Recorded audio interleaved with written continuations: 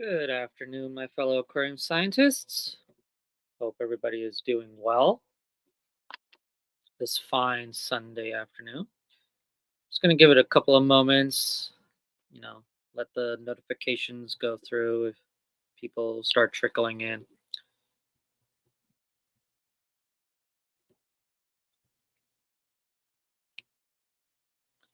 I was a little late on going live. I had to make sure the laptop was charged enough because I do use it in the morning when I'm at Sunday school.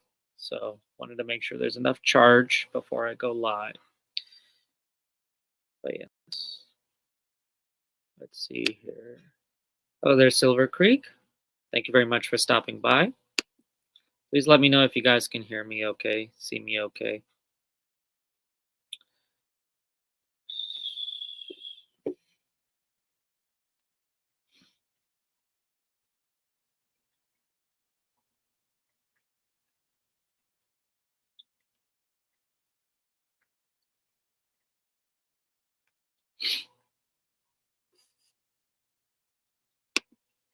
Wonderful. Thank you.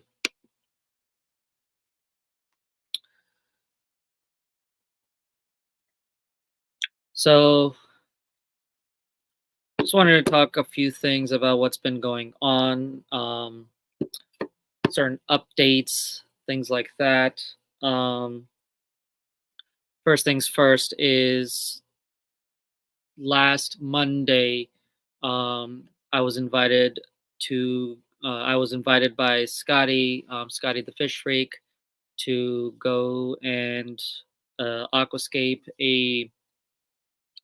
one of the tanks he had. He didn't buy, he won a roughly 7-gallon SR Aquaristic rimless low iron tank. It's a very nice tank. Um, and he asked if I wanted to come and aquascape it for him, and I was more than happy to do so.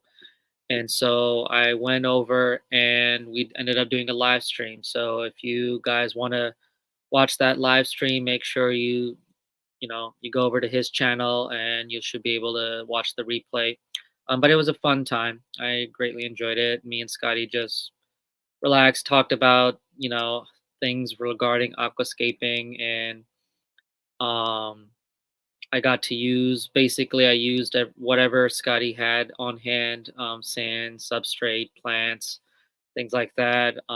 He bought some plants from me as well, which we didn't use all of them in that tank, but I did plant those plants in some other tanks that Scotty asked if I'd be able to do, and I was more than happy to do so.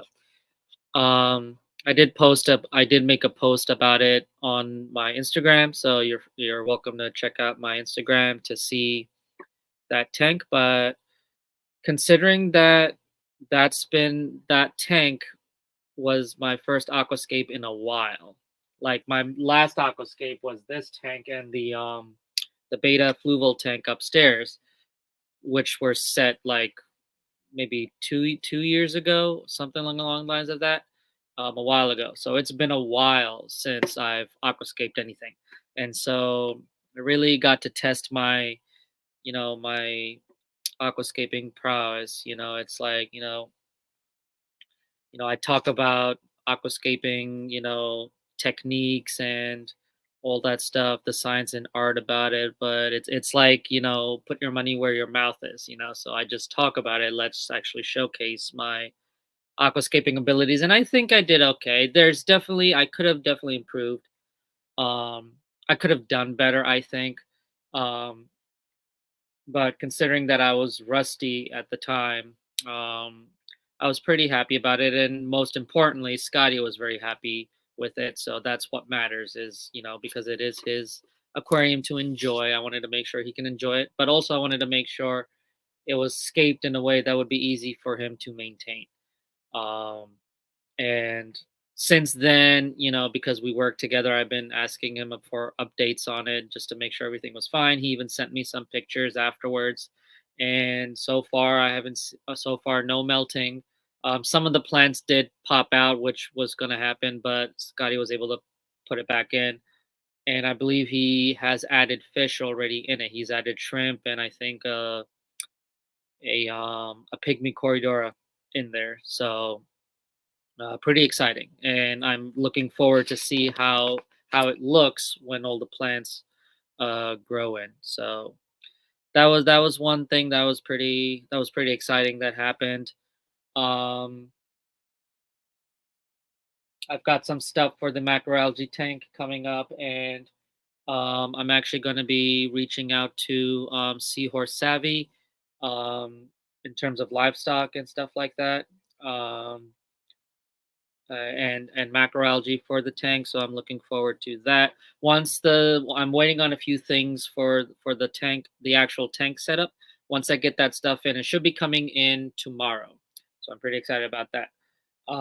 Once I get that stuff in, I'm gonna be actually start to record videos um, for the process and everything. So stay tuned for that. Um, I did a water change on the one on this tank here. Um, it's doing good, but I still need to do another water change either tonight or tomorrow. I just have to skim the water a little bit because there's still some residue from before the water change still in here, and the tank is cloudy, so I want to clear that up a little bit. And what else is there? These guys are doing great. A lot of the males a lot of the fry are starting to color up. So I'm starting to see a few males actually start to color up. And I actually have to reach out to a few people and do some research to basically figure out what the true Vienna guppy is supposed to look like. So that way I can start weeding out, so I can start selectively keeping guppies, if that makes sense. Because most of the males I have in here don't meet that criteria. So they're still gorgeous fish. I absolutely love them, but they're not Vienna guppies. They have like some of them have the snake skin patterns on them. The true Vienna guppies do not have that. Um, Certain patterns on the tails that I'm looking at, like for example, that you guys probably can't see properly, but that male right there has a great tail pattern, but the body pattern is not what I'm looking for. So, but my goal is to get these guys out, and I'll be buying more pairs of true Vienna guppies to put into this colony to hopefully get that genetics back in. Um, but before I talk anymore, a lot of more people were coming in, so I got to say my hello highs. So, hello, Xanadu. Thank you very much for stopping by. Zen Ginger, welcome. Jeff Kane, welcome. Hope everybody's doing okay. Stephen P, glad to see you, my friend. Thank you, Zen, for sharing the link. I appreciate it.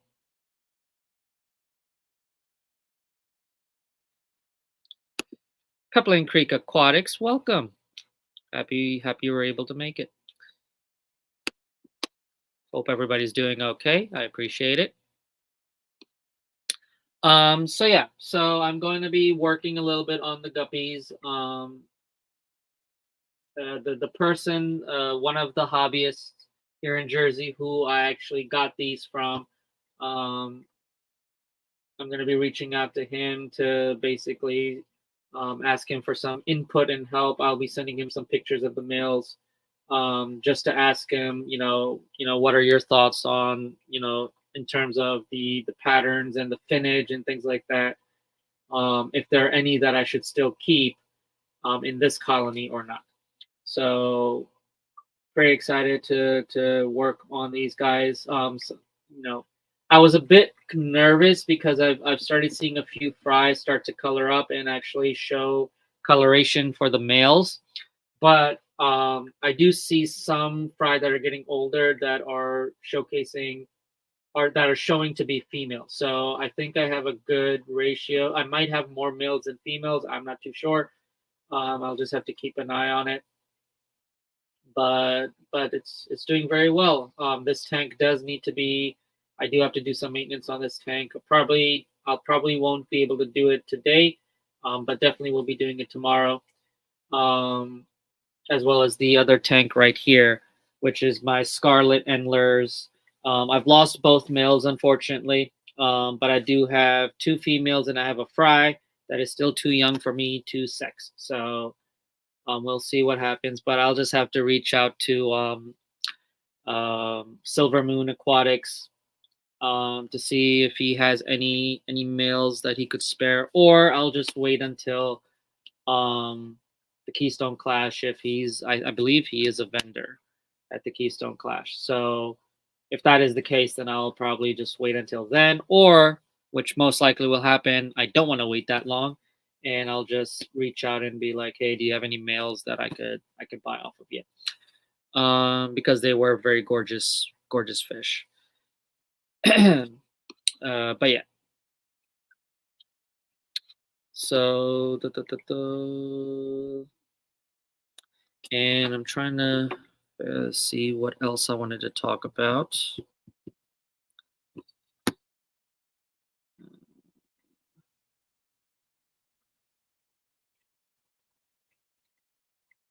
Oh yeah. So in the oh, hey there, Dee Dee. Thank you very much for stopping by. I appreciate it. Um so because things are starting to progress with the macroalgae tank, I thought I would as might as well show you guys not necessarily the macroalgae I plan on using because that's a surprise. But just to show you guys um the variety of macroalgae out there that you can buy. So let me pull up.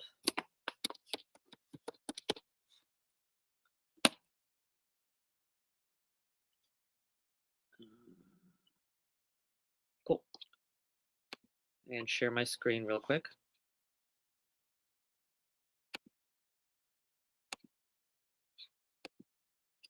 And of course, if you guys have any questions regarding macroalgae, um, I'm happy to answer or share my knowledge regarding it.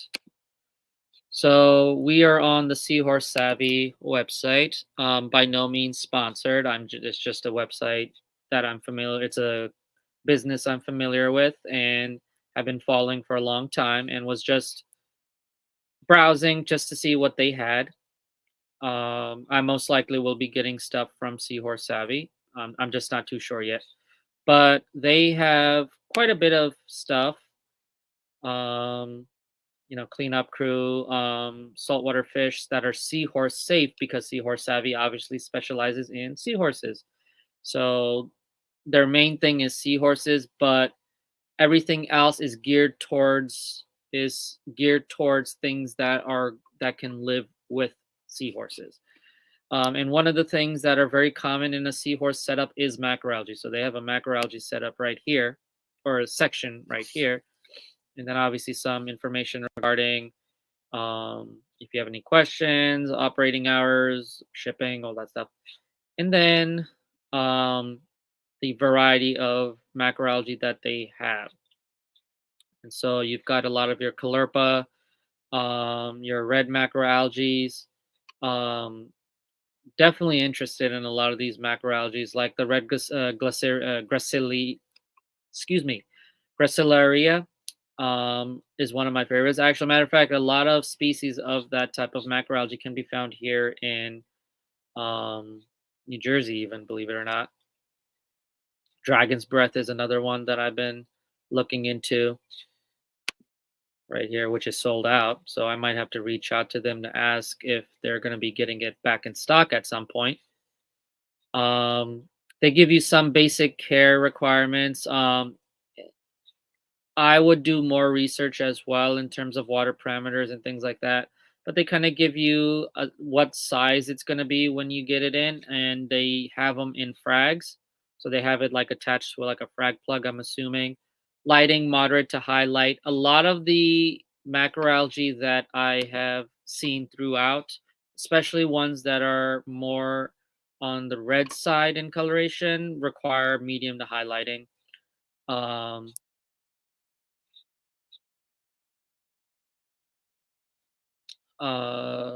you've got feather caulerpa. which gives out runners, which is interesting.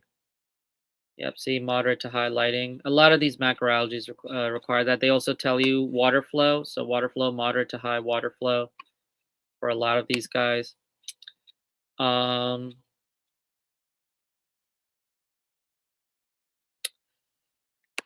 DD and Foxy, this might be something you guys might be interested in. Mermaid fans, macroalgae. So this is a macroalgae that also requires a substrate. So there are there's certain algae that will grow fine on hardscape. So a lot of your red species here, the gracillarias, um, will do fine being attached to your rock. However, certain Caulerpa species or the rooted flat top, the shaving brush, the mermaid's fan, the Helmidia macroalgae, rooted thick Helmidia.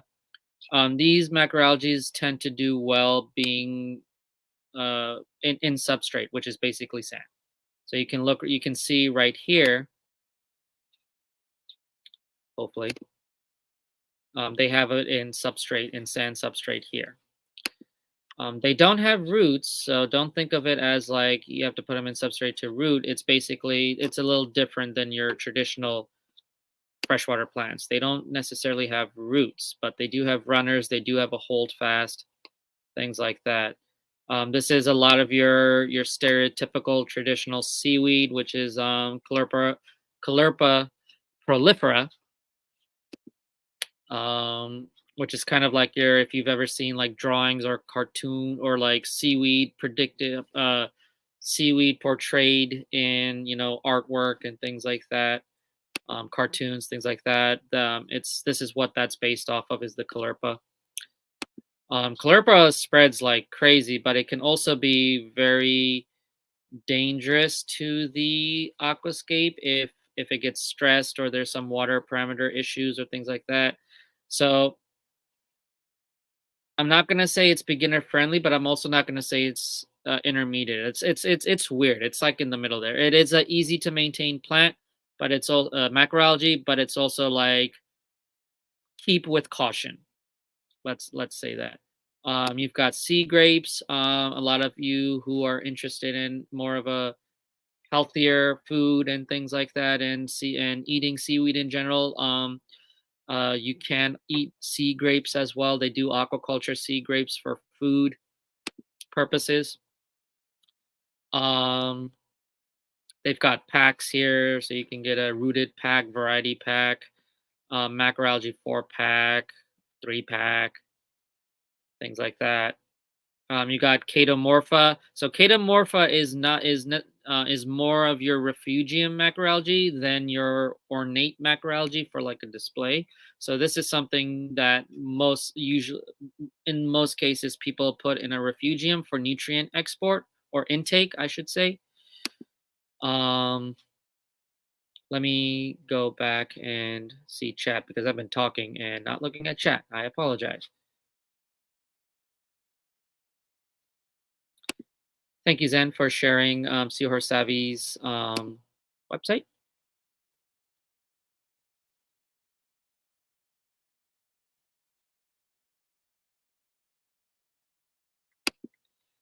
Yeah, that is true. They are tricky to aquaculture and to raise. Also, let's be honest here, they're expensive. Seahorses are very expensive. They are classified for intermediate to advanced level saltwater hobbyists. They're not easy to take care of. And so, you've got to be really into seahorses to be able to be okay to buying them. And if you're somebody selling seahorses, obviously, you're catering to people who are basically looking for them. If you have as a business standpoint, if you don't have a customer base that are interested in seahorses or are at the level of keeping seahorses, there's really no point in keeping them. They're not very difficult to aquaculture, but then again they are, because you can easily sex them. the parents mate for life. The seahorse the pairs mate for life. Um, and then when the seahorses are being raised in the male's pouch like a kangaroo, when they release the fry, um, to take care of them can be tricky as well. So, and certain species of seahorses are easier than others. So, yeah, a lot of the red macroalgae are really really nice, and they're really vibrant as well. Caulerpa is one that, while it is seahorse safe, most don't suggest because they can go sexual and take over. Yes, yep, that's exactly what I was talking about. So, which is why I'm on the fence with Caulerpa. You know, I'm still hesitant to have it in the tank. Because I'm setting this macroalgae tank in a way that, in the sense that somebody might win it who is relatively new to saltwater in general. So that's why, if any of you are interested um joining in doing the raffle for this system, I strongly encourage you to do your research now. Just so you are very well prepared to take care of it. Um if you have absolutely no experience in salt water, because certain things that we know in the freshwater world can translate into saltwater, but there's a few other things added to the saltwater world. So if you're already a saltwater person, you'll be fine. If you're not a saltwater, if you've never kept saltwater and but you're really interested and you want to do the raffle, um, definitely want to do your research, and I'm more than happy to help you and guide you through it, if you want. um, I think the saltwater world is a great thing that people in the freshwater world should definitely look into, especially if you've been in the hobby for so long. um, you know but because there's people who are only freshwater, there's people who are only saltwater, and there's people like me who started with freshwater, learned the trade, and learned the hobby and learned everything that goes about with fish keeping, and then moved to uh, saltwater, and it was easier, definitely.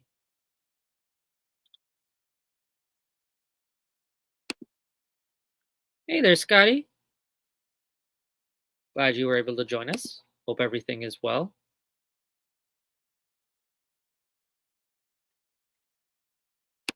But if they're actually not going with seahorses, just got to keep an eye on that. Yeah, it's not just with seahorses, it's with anything. If it goes sexual, it can be a bit of a headache.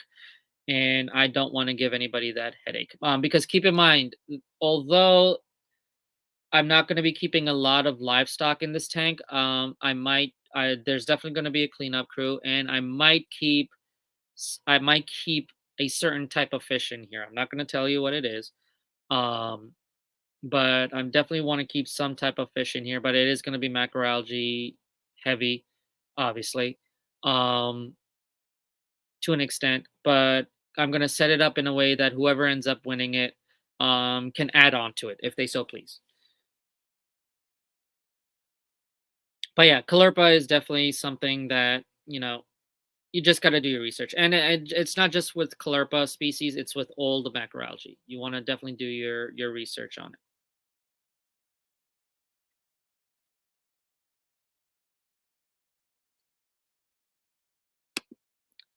Yeah, Zen, I feel you. I had the benefit when I was in school because we have native seahorses here in Jersey, the northern lined seahorse. So during the summer, spring, summer, early fall, we get a lot of seahorses coming into the estuaries up here. And so when I was in school, we would go out in collecting trips, and we would always find a few seahorses. We would always catch a few seahorses, and then we would bring them to the lab and take care of them, and they were absolutely gorgeous species. um, so that was my experience with keeping seahorses, and it's interesting because keep in mind these are seahorses that just came from the wild, from the estuary, whatnot, right? but we didn't feed them live foods. We fed them prepared foods because that at the time that's what we had access to, unfortunately. As much as we wanted to culture live foods like phytoplankton, copepods, um, baby brine, things like that. We didn't have access to that. We had access to frozen mysis shrimp, frozen brine, and things like that. And they go went after it like crazy. They got accustomed to basically they got accustomed to human care very quickly and did very well. Thankfully, um, which was interesting. But there's still we did still have some issues with certain seahorses getting more food than others and um, malnutrition and things like that. So there was definitely some headache, um, some restless days where we're trying to make sure that these seahorses are doing well. Um, but so which is why by no means am I saying that they're very easy to maintain. Um, but yeah.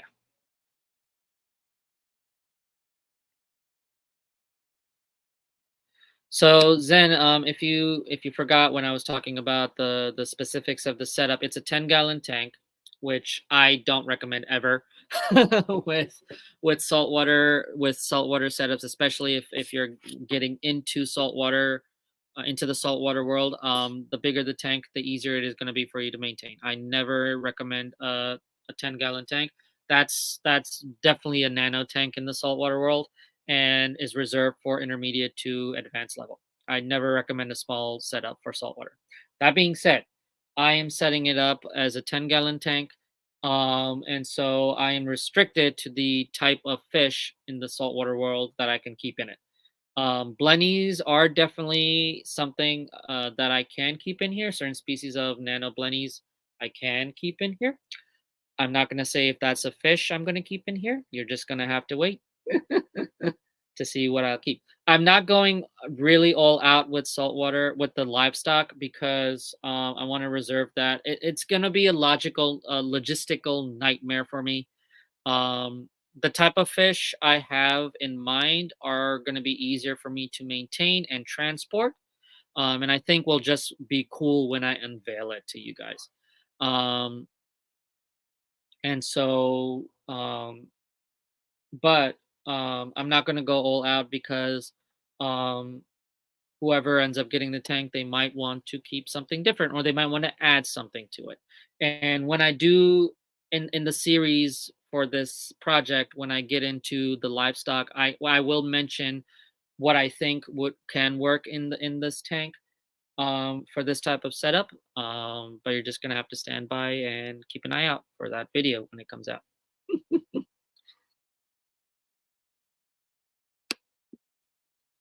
But yeah, blennies are doable for sure. But yeah, so Seahorse Savvy's definitely got a nice variety. A lot of it is sold out, unfortunately. So I'm gonna reach out to them just to see, just to see what they have, what they can get in, what they recommend, obviously. So, but yeah,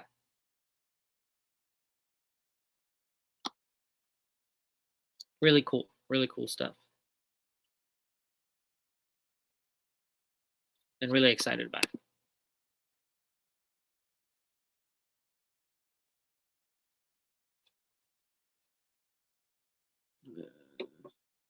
Stop screen. There we go. Hi. So Zen says, okay, you don't have to tell me, but I'm putting it on record now. My guesses are Blennies or Pseudomogil Cyanodorsalis. Yeah, I don't know. Maybe. Definitely contenders for sure. And it's Zen, it's a good thing you mentioned Pseudomogil Cyanodorsalis because I wanted to talk about we were talking about Pseudomogils a couple of live streams ago, and I mentioned the Pseudomogils that are brackish. And cool thing, okay, so chat, I've got something for you guys. So Pseudomogil, right? Cyanodorsalis. Going back to my video on scientific names, who can translate that name for me? What does that name, that scientific name mean? Mainly focusing on the species name, Cyanodorsalis. But if you can tell me what pseudomogial stands for, that's also great. So, um, obviously, you're gonna look it up on Google, but you know, I'm just curious if you guys are able to tell me what the translation is and what language it is. Hey there, Vinoski. Thank you very much for stopping by. Hope you're doing well.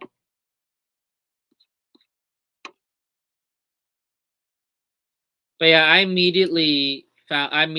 could immediately tell what it was, but then I looked it up just to double check, and I was very giggly because I was like, of course, that's what it means. Zen says blue backfin and fake something. Don't know Mogil. So cyanodorsalis. Cyano stands for is basically, I believe, Greek or Latin. I think it's Greek for blue. Mostly that lighter blue coloration. Basically, cyan is the coloration. So cyanodorsalis, the dorsal fin. So it's basically the top finnage. So if you look at the actual fish on the top where the dorsal fin is where that cyan color is. And pseudo does mean false. And then Mogiel, I believe, was just a generic name, if I'm not mistaken. Hang on.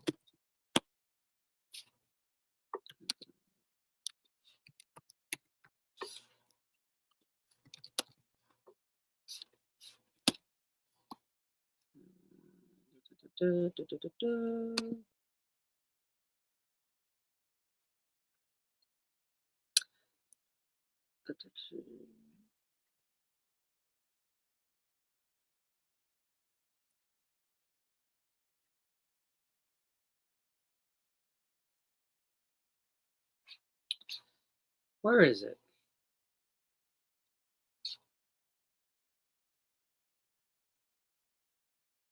Sorry, stand by.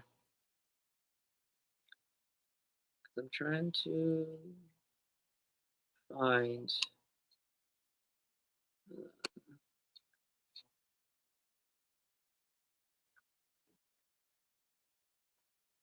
Oh, here we go.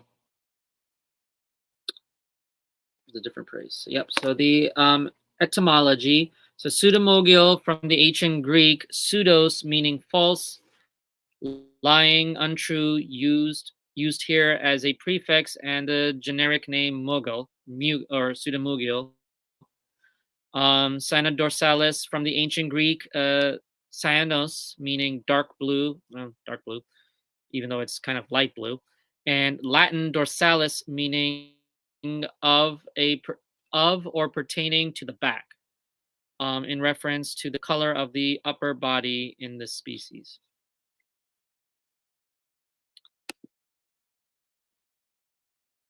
So that's cool.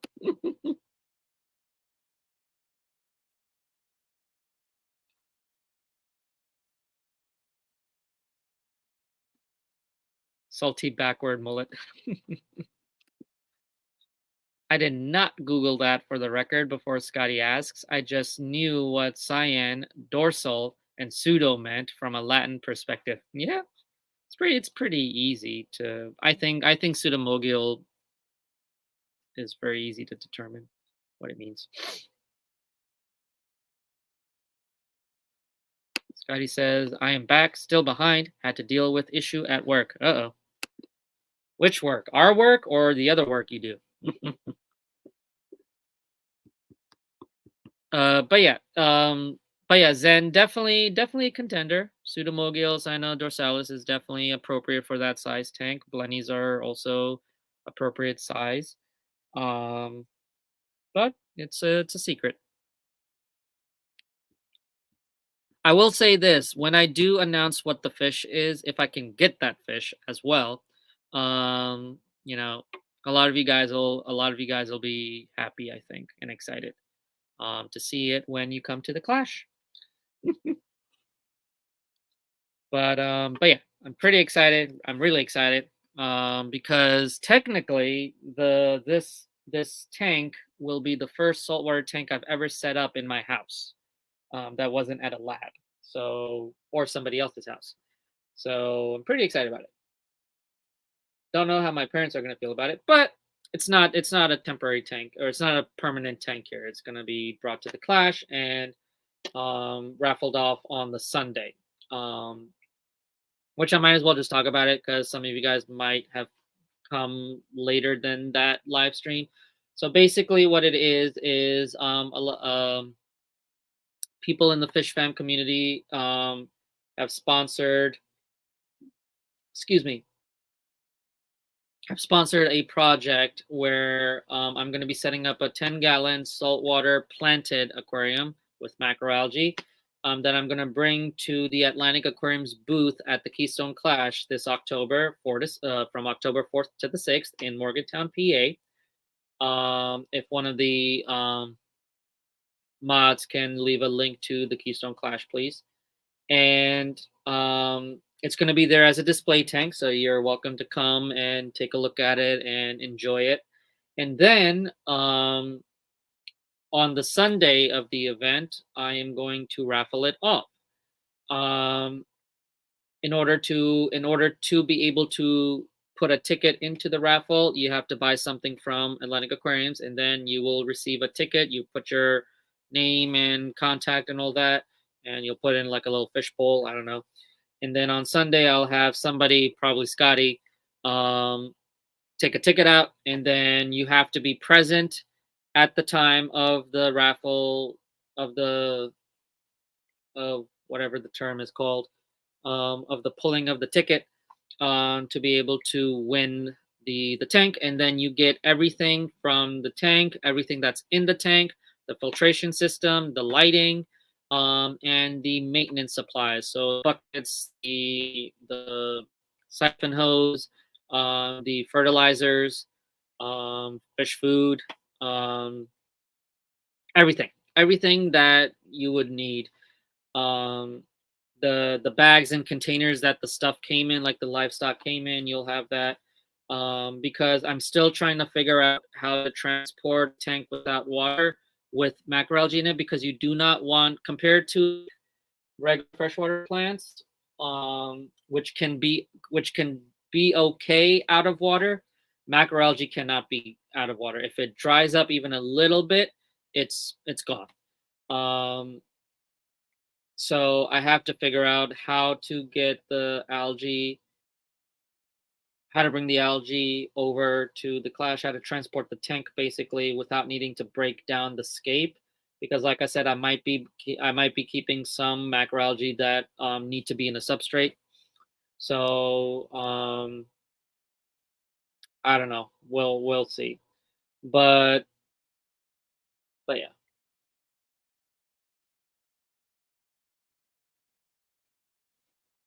Sorry, got distracted. Um, that's one of the disadvantages of me being where I am, is because there's like a tanks right there or whatever. And sometimes if you watch the D&D live streams, you'll sometimes see me just staring over there, not knowing what's going on over here. It's bad. I get distracted pretty easily. But there's so many pretty colors. It's all green. There's no red in here, which is sad, but whatever. Um What kind of substrate do you use for those kinds of macros? Sand. Yeah, there's no aquarium soil or anything along the lines of that. Because macroalgae do not have a root structure. They don't take nutrients from roots. It's the entire plant. It's the entire organism that takes in the nutrients. So you just use your regular sand that's made for salt. That is for salt water. Your crushed coral, aragonite, live coral sand, or live reef sand. Um, for this setup, I'm going to be using the Carib Sea special grade live sand. for this thing. I think 10 pounds is what I'm going to be using for this. Um,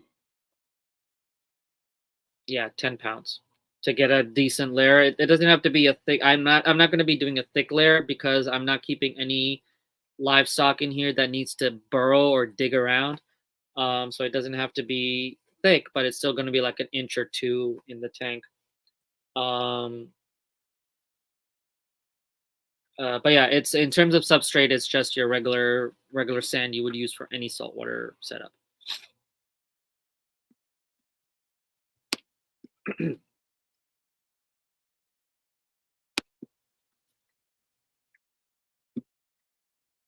Think of like the red, like especially like the red macroalgae that aren't rooted. Think of them as like epiphytes, basically. You would just attach them or wedge them in crevices of the rock and whatnot, and then at through time it'll root itself or attach itself to that base, whatever it's on. Um,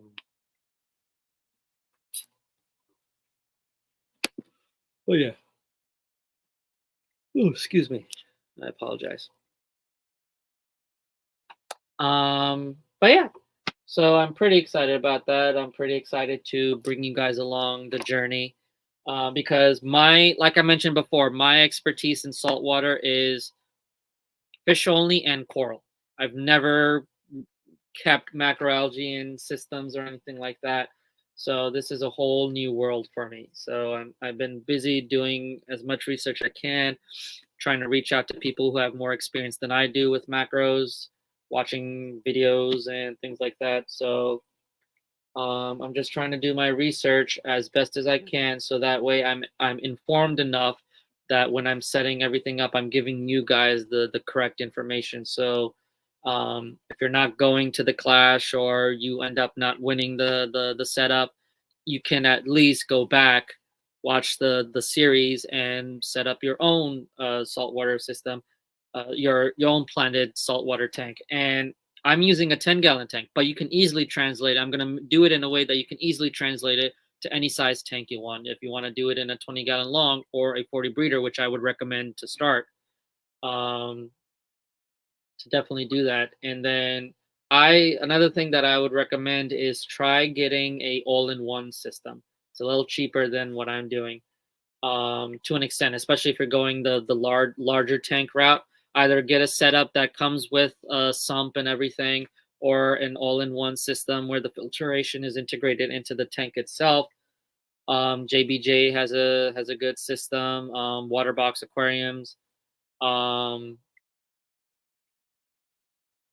Fluval, definitely. Um, what else is there? Yeah, pretty much that. Um, what else is there? Sorry, there's another brand that I'm blanking on that I was just looking at yesterday, as a matter of fact.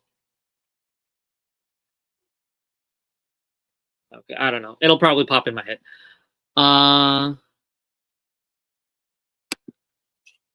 are there critters you don't keep with macros, like certain kinds of snails or starfish or crabs and such? To your knowledge, I probably know less than you, but about them, I've only studied seahorses. um, cor Coralife. Yes, I don't think it's called Coralife though. Oh shoot, what is it? It's the cube tank. I can't remember which was a classic aquarium to start off with if you couldn't go big. Um, there's that, but there's also marine lens corner flow tanks. You need a sump for them, but they're also really really nice tanks. But anyway, um, so to answer your question, Zen, so so that's tricky. BioCube, yes, thank you. Um, yes, BioCube, definitely. So In terms of critters, so I'm still Zen. To answer your question, I'm still doing research on it. What I have heard is there are a lot of fish in the saltwater world that are great for controlling nuisance algae. So a lot of your hair algae, uh, bubble algae, emerald crabs are good for bubble algae. Um, Believe it or not, your mollies, like your sailfin mollies, because they are brackish. You can keep them in brackish or fully salt water, because they're herbivorous. They're also widely popular, for nuisance to control nuisance algae, things like that. Um, I'm not entirely sure if they are also good for regular macroalgae. Obviously, if you're gonna here's the thing: if you're keeping a large tank, 50, 40 plus, right? In the hundreds gallons worth. And you're going to be keeping fish like tangs, right? Tangs, butterflies, things like that. They are herbivorous. They're herbivorous fish. If you probably seen, if you guys have ever seen like feeding videos of people feeding their large tanks with tangs and whatnot, and they have what we call a seaweed clip, and they have like a nori seaweed or something like a seaweed sheet attached to that, right? That seaweed sheet is made out of macroalgae, right? Which is a food source for those tangs and whatnot. So my thing is I believe like certain large species of herbivorous fish will pick at the macroalgae if you have macroalgae in the tank, as a food source. That being said, if you are already making sure that the fish are being fed well, you're feeding them an alternative uh, seaweed source, like those seaweed sheets that you would get, as a food source, flakes, whatever have you. You're keeping them fed with that. My theory is they would stay away from the macroalgae there because they're already filled with the food you're feeding them. That being said, there's also species of fish that are just natural grazers, that will, even if you feed them, will still try and graze on the rock and the sand or whatever have you, and so might still end up feeding on the macroalgae. But I'm still doing more research to figure out you know what species of animals, critters, cleanup crew, fish would work fine for algae, macroalgae, what would not. Um, but yeah, I'm still doing some research, mainly because certain contenders for fish that I want to keep in this setup, um, I'm a little concerned might pick at the algae, but then might not, because from what I've read, they mainly are great at nuisance algae, which is what I want. But also, I'm not too concerned about nuisance algae. Obviously, it's going to go through its ugly tank phase. Um, but because I'm keeping macroalgae in here that are literally nutrient sponges, like they suck up nutrients like crazy. I think they will overcompete the nuisance algae. So I might not have it, but that is fingers crossed and tapping on wood and praying and whatever. Um, because the thing is like if you don't have a lot of um of nutrients in the water from a nutrient source, like if it's not a heavy stocked tank and you have a lot of macroalgae, they're going to deplete the nutrients like crazy, and you have to supplement with fertilizers, which I might have to do. I don't know. Like I said, I'm new to the macroalgae world. um but yeah, I hope that answered your question. Sorry, I'm still doing some research. Hopefully, by the time I pull out I post the video regarding livestock, I'll have my answer. I'll have your answer regarding that. I actually use those nori style strips and clips and give them to my goldfish and hillstream tank. I was told they like it too. I thought it was weird, but they kind of dig it. Yeah, I mean, a lot. It's a plant, so it's not exclusive for saltwater. If you have freshwater fishes that are grazers and are herbivorous, they will definitely appreciate the seaweed clips with the seaweed. Because also keep in mind, the whole purpose of that design, that feeding style, is as an enrichment for grazing as well. So it's definitely beneficial. That type of feeding style is definitely beneficial to a lot of species of fish.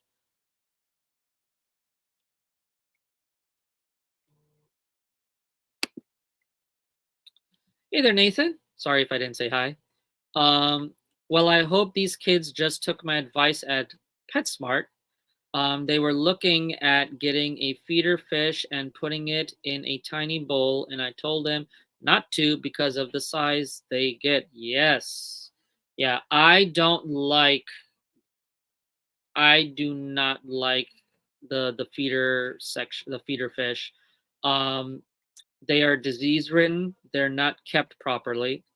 Um, Especially the goldfish have zero nutritional value to the actual fish. They are disease ridden, so you're introducing diseases to your fish that you're trying to feed them to.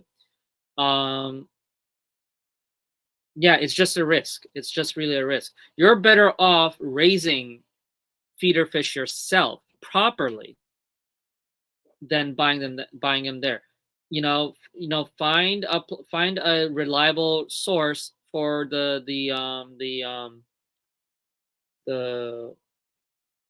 Rosie Daniels or whatever they're called.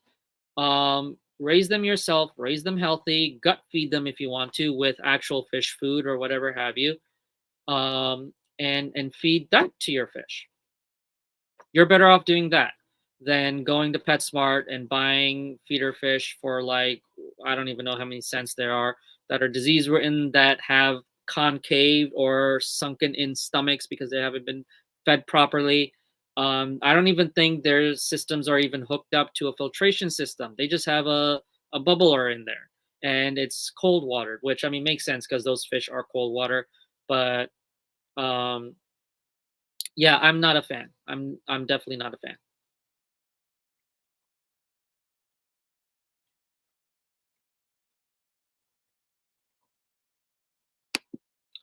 That's kind of where I got to. How often does a zucchini fall in the water in nature? But yeah, that's true. That's very true. Or like peas, because some people feed peas as well to like goldfish. Yeah, where do they get peas in nature? Definitely, yeah. One of the things that I also like to do is you get like a pebble or like a large enough pebble or stone or whatever have you. Allow algae to grow on it, like fuzzy algae or whatever have you, and then plop that in the tank.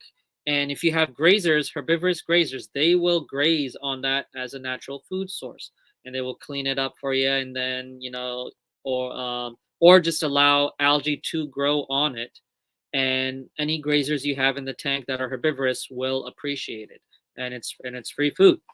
Um, so yeah, definitely you definitely got a point there, Zen. Nathan says, "Hello, my fishy friends. I'll be lurking as I'm driving to the next pet store. Cool. Have fun. Tell me if you see anything cool. I might ask you to buy it." Nathan says they were just getting it to keep as a pet, but they don't even have a tank. They were going to go to Walmart and buy, and I also overheard them saying that they will just put it in the lake. Oh no. Oh, no, no, no, no. Once they didn't want it anymore, so I politely asked them not to do that. Good. Thank you, Nathan. Thank you for your service, my dear friend.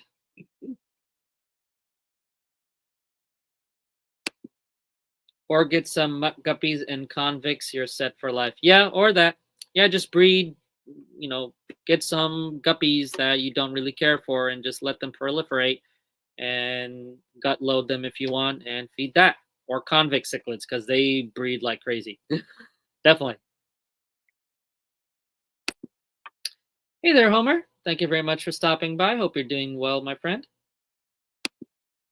You can also make Yes, Zen. Zen, you are way ahead of me. That's why I like you. You can also make rapashi and spread out on the rock and put it in the fridge long enough to set if you don't have time for algae to grow in a pinch. Absolutely. Yeah, definitely rapashi. Ooh, what is it called? Hang on. Let's visit rapashi. Speaking of which, if any of you are interested in rapashi, I sell rapashi at Atlantic Aquariums, which nobody bought. As a matter of fact, I had to toss out a lot of it because it expired, unfortunately. But I do sell rapashi. I am a rapashi authorized retailer. But anyway, going to Rapashi's website, because there are definitely certain mixes that I recommend. Uh,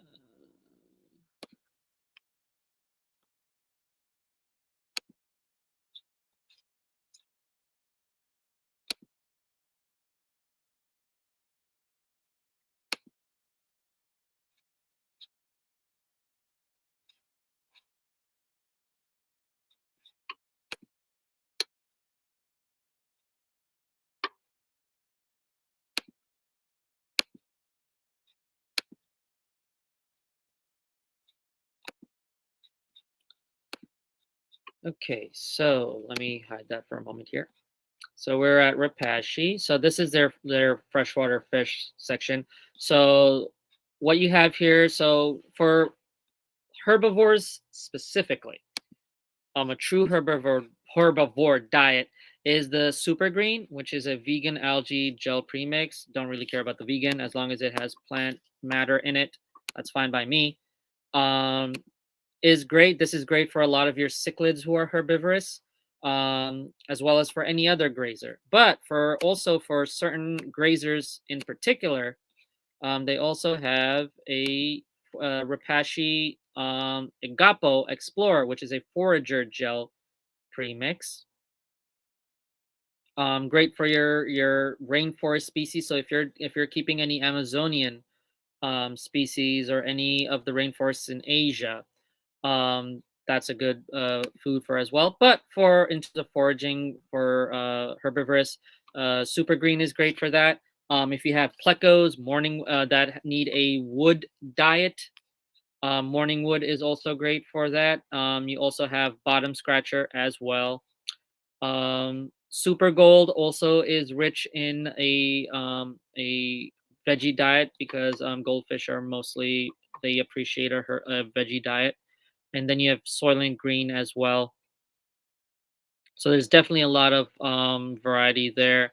Spawn and Grow is actually a favorite of mine, especially some people get confused with Spawn and Grow. So what this is basically a conditioning gel for if you're trying to condition fish to spawn. But not only that, if you get fish that you know came from the wild. So like for example, if I because we were talking about the expeditions that you can do in Brazil, or not Brazil, yeah, Peru. There you go.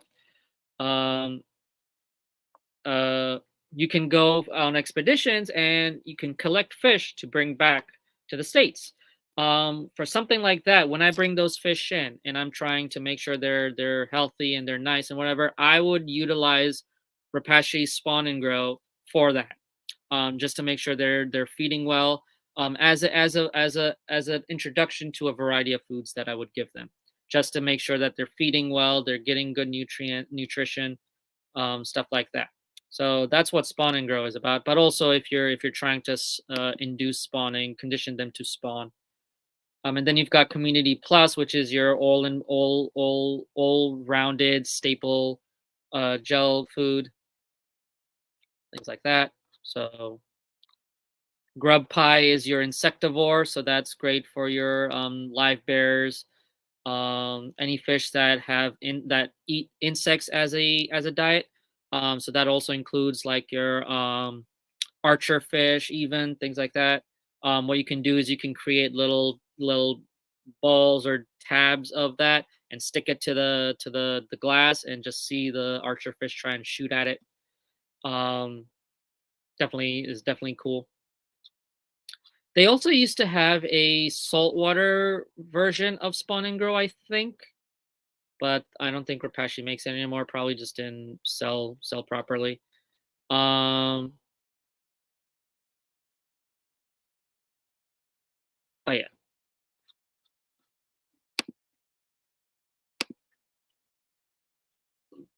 excuse me.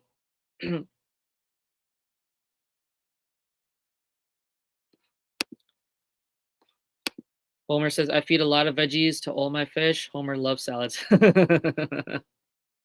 Salads are good. I've been craving a salad for a while. There's a salad works near me I've never been to, and I just wanted to visit it. But sometimes I'll have if my parents, because my parents go to like Sam's Club and things like that. Sometimes I'll have my mom bring some like pre-mixed chopped salads, and then I just add my favorite dressings over it. You can tell I haven't eaten yet because I'm talking about food. But anyway, um, Nathan says, I almost went to the store and said that they should not sell them fish, but I was at PetSmart and we all know they really don't care all that much what they sell. Yeah. You'd be surprised. I've met people in PetSmart and Petco, some, not a lot, of people who are knowledgeable, have kept fish themselves.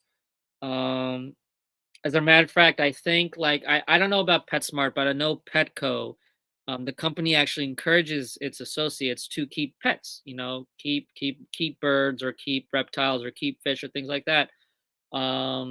So they can be more relatable and and be knowledgeable enough to then relay that information to the customers. Um, but I have noticed more associates of Petco being more knowledgeable than PetSmart. Not saying that one is good better than the other, by no means necessary. I'm not a huge fan of either of them, unless you're getting dry goods. Dry goods, you're fine, but for livestock, support your local fish stores. Um, but I have come across people who I've become acquainted with very well. Um, and PetSmart and Petco who have done well. Funny story. I don't know if I mentioned this. If I asked, I think I've talked about it with a few people individually, but I don't think I talked about it on in the live stream. My aunt from my mother's side, she lives in Virginia, and basically my mom's family they live in Virginia. And we were visiting once, and my aunt was really interested in fish keeping from seeing me, so she wanted an aquarium for the house, and she just had a son too, so she thought it would be nice. And so I went over there and we bought a tank and everything. I helped set it up, all that yada yada yada. And then when after testing and everything, the tank was ready for fish, we go to Petco because they didn't have a. Did they have a PetSmart? I'm not sure if they had a PetSmart. They probably did, but we went to the Petco and I was there and I was talking with my aunt about what fish we should get and yada yada. And um we call in we finalize what we wanted. We call an associate over, and then she's struggling to catch the fish. And so I was like, "Do you mind if I try?" And she was like, "Yeah, go ahead." Because I was talking with her about fish stuff and all that. And so she was like, "Yeah, go ahead." Um, because my aunt wanted platies, and so I wanted to make sure that I wasn't giving her any females because I didn't want her to just breed live bears and end up with a lot of fish. Because that's not what she was gaining. She just wanted a nice tank she can enjoy. And so because I knew how to sex live bears, um, I asked her, "Is it okay if I catch them in because I can select which ones I want, yada yada." And she was like, "Yeah, go for it." She was probably struggling to catch one fish for like a couple of minutes, and within like 1 or 2 minutes, I was able to catch everything we needed. and, and she looks at me and she's like, "Do you want a job here?" And I told her I was like, if I was living here, because I'm sorry, but I live in Jersey. But if I was living here, then by all means, I would be happy to work here. Um, but I'll have to refuse. Yeah, she was like straight up. She was like, "Would you like to work here? Because not only are you knowledgeable, but you really know how to catch fish." And I was like, "Been doing it since middle school, so I got a good hang of it." But I just it's a story from my childhood that I find, not childhood, but like earlier years, that I just giggle at. Bottom feeder is really good. They also have a Salivore blend, I think, for other plecos and such that like it. Yep. Yeah, bottom scratcher. Um, yeah, bottom scratcher, morning wood, things like that. Specifically for plecos.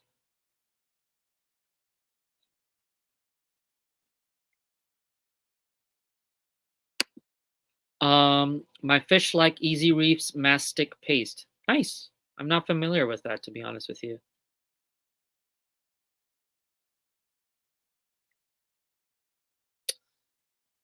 Um, Spawn and grow, you really need to be careful. You don't use that all the time. It's like eating protein and whey powder and not working out if they aren't in breeding activity. Yes, it's not a staple diet. So there's a difference between this is where my Sarah Academy training comes into play. So there's a difference between conditioning or what's the word I'm looking for? Conditioning and supplementation versus staple foods. So staple foods is an all-round diet that you can feed as a regular diet. Uh, um, uh, that you can read all down. Anything that says staple food is that okay. So things like when we were going over Apache, I even have the thing still popped up so I can look there. So things like Community Plus is an omnivore diet, so it's veggies and protein, and it's an all round staple diet, right? The same thing with Bottom Scratcher, Morning Wood, all that stuff. Something that is more of a supplement or a conditioning food, like Spawn and Grow is a conditioning food, is not an all-round diet. You do not feed that on a day-to-day basis. You might feed that maybe once a week or twice a week or whatever the case might be. In supplementation, um because conditioning and supplementation foods, are their ingredients or main ingredients for that moment are specific to a certain thing that you want to add to their very diet, to a fish's very diet. Whereas a staple food is an all-round diet that gives you the all-round nutritional needs of a fish, of an animal, not just a fish, any animal. So you have to be careful and you have to understand that those differences. So like for example, if you get, we're talking about Sarah. Sarah, do I have that food here?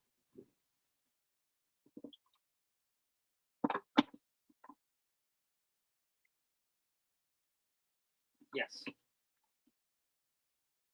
Yes. Oh, yeah, this one as well. There we go. No, that's shrimp nature. Never mind. Um,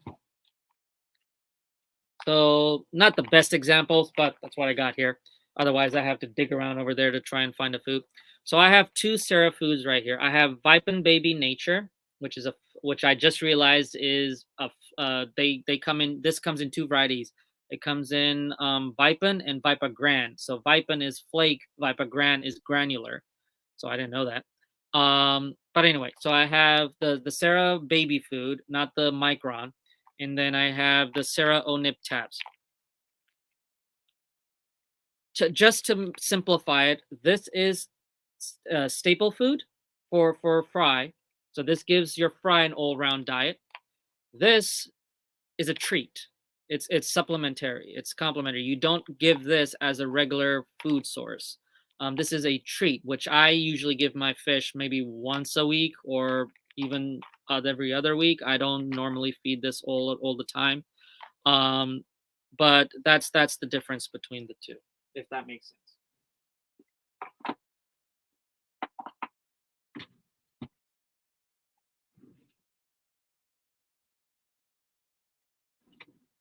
Sorry, I was trying to see if there was any other foods in there, but not really. Um,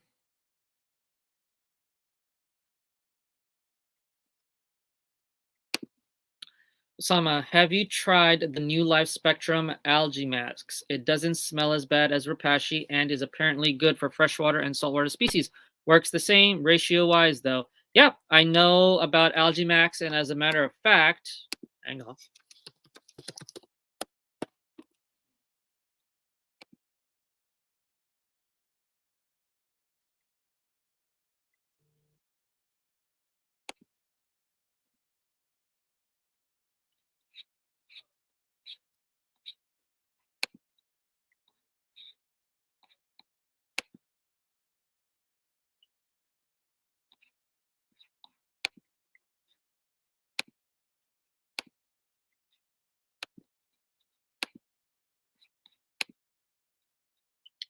I sell it too.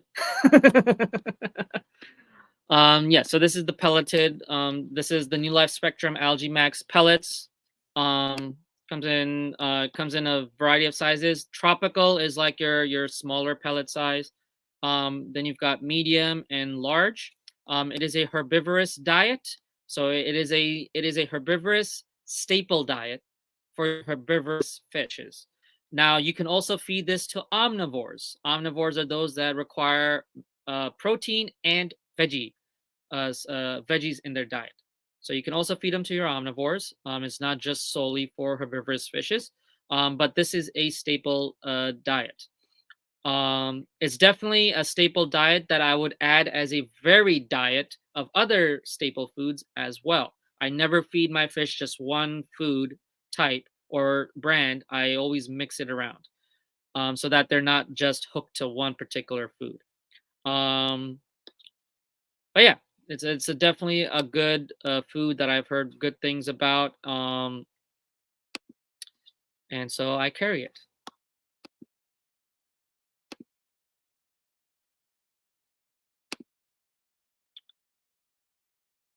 But thank you for pointing that out, Zen. I appreciate it. And you are right; it doesn't smell as much. But I mean, you gotta also understand you're mixing rapashi with like hot water and or warm water and things like that, so it's gonna smell anyway. I mean, if you think of, if you're making when, in the factories when the foods are being made in the raw formats, I'm sure it smells there too.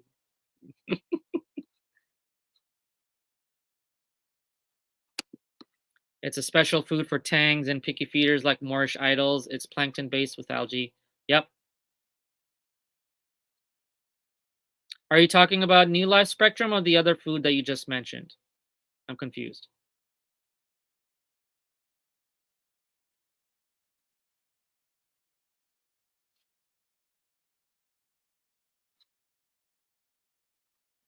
Because you were mentioning, what was it? The paste, the Easy Reefs mastic paste.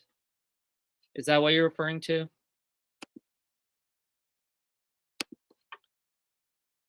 And then Nathan says, so I'm in Petco and the brand Imagitarium, yeah, have these CO2 tablets and diffusing chamber thing that you drop tablet in, and I guess it makes CO2. Never seen this before. I've never even heard of that before.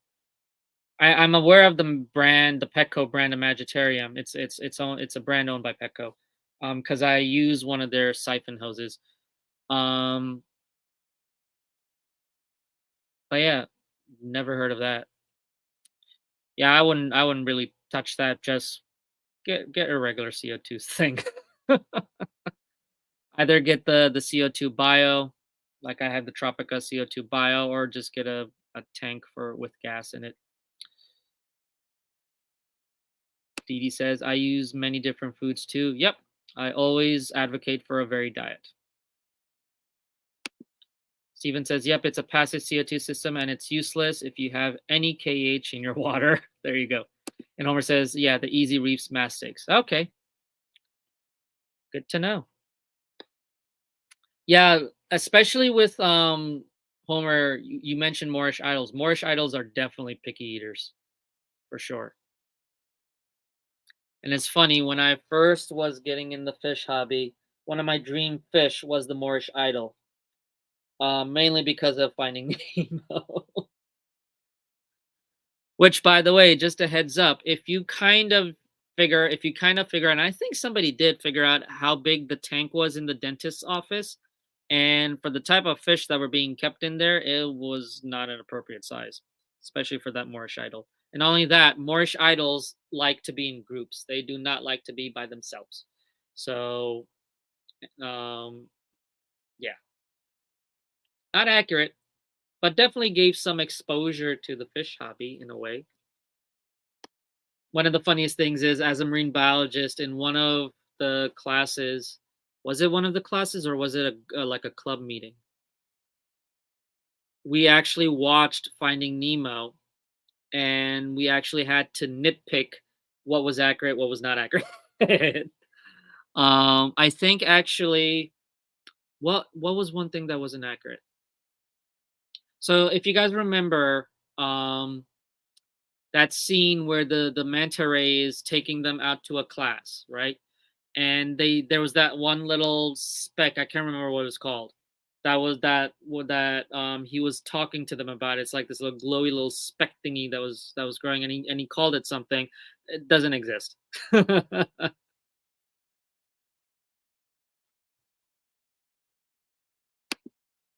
Yeah, way too small and not much live rock. Yeah, I don't think there was any live rock in there. It was just artificial plants. It was a saltwater tank with artificial freshwater plants and your like stereotypical aquarium decor, like the bubble chest and whatnot. And it even had that diver that's like trying to swim and it goes up and down. It even had that in there. But that used to be a thing in the olden days of the fish keeping world, and even now, there's still pet stores and local fish stores that still, sell the model pirate ship, sunken pirate ship, because some people are into that. Actually, one of my goals when I have a bigger fish room is actually to set up an aquarium with just artificial decor that you normally we wouldn't use nowadays, just to show that you can still have a really cool looking tank with artificial plants and with that tacky decor. You can easily create a really cool tank with it, and that's one of my goals. And then another thing is, like, I told myself, if Atlantic Aquariums ever gets a physical store, one of our display tanks is going to be that, because not everybody wants to take care of a planted tank and things like that. So, you know there's definitely alternatives for sure.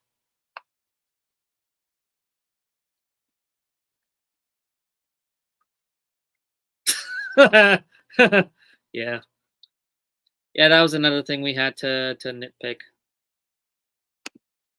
Jeff says, "I like my SpongeBob decor." Hey, man, whatever allows you to enjoy your tank. I do not judge in that world, in that aspect. When I was so if you've seen the post on my Instagram when I was visiting Pakistan, I posted the first ever tank I got that I maintained. And it was your stereotypical tank. All the plants that were in there were artificial. I wish I had a picture of it, but I know from certain videos that we recorded back in the day, the tank was in there. So but I wish I had a picture of when it was set up. But I had artificial plants in there, and I had in terms of my centerpiece hardscape was basically three pieces of rock, two rock in the back that was kind of like an arch, another rock in the front, and from that, which so you have the archway is right here, and then you have another piece of rock there. So there was a bit of gap between the two, but it was still connected. So there was an opening in the middle if you looked from the top, and then through the sand, I brought in a airline hose with an air stone, and from that little centerpiece it would just bubble up, and that was the tank. And then I just had fish swimming around with an undergravel filter, a homemade undergravel filter. And that was my first ever tank that I took care of, and I kept fish in there that now that I think about it should not have been kept in there. Um, I've kept angelfish in that tank, but they were small, so they were still okay. But by the time I unfortunately lost it, it got pretty big. I've kept German blue rams in there. I've kept, what else did I kept? I kept giant Danios in there. Um, I kept red-tailed sharks in there, catfish. Um, the common pleco, believe it or not. Yeah, I was brand new to the hobby. Um, but I learned. I learned as I went along.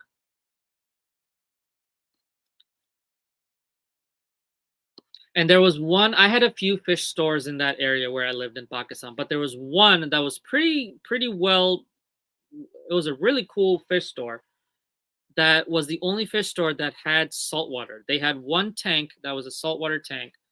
Um and I remember every time I would visit, right next to the saltwater tank, the rack that had the saltwater system in it, they had seating. They had couches right next to it, like a seating area.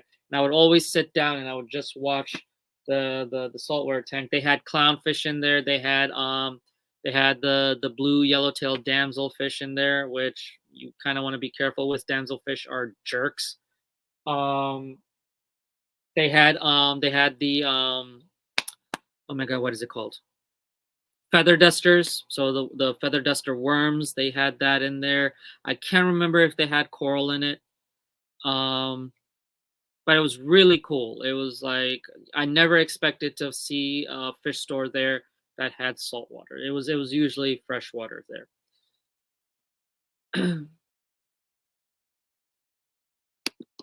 Zen says, not gonna lie, I took the mermaid on a clamshell bubbler when my daughter got tired of it and used it with my angelfish.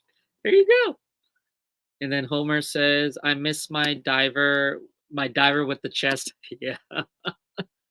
My favorite is, in terms of the bubblers, my favorite is the treasure chest and the clam, the little clam that opens up. Those two are my favorite bubblers. Um, yeah. But yeah, so we are on almost the hour and a half mark. We had a good chat. I enjoyed myself. We had a good live stream. If anybody else has any other last minute questions, comments, hopefully you guys learned something new. I mean, that was the original point of the live streams. Oh, hang on. I just remembered something. I wanted to just point something out. A few additions to Atlantic Aquariums. I try to avoid talking about Atlantic Aquariums, but where is it?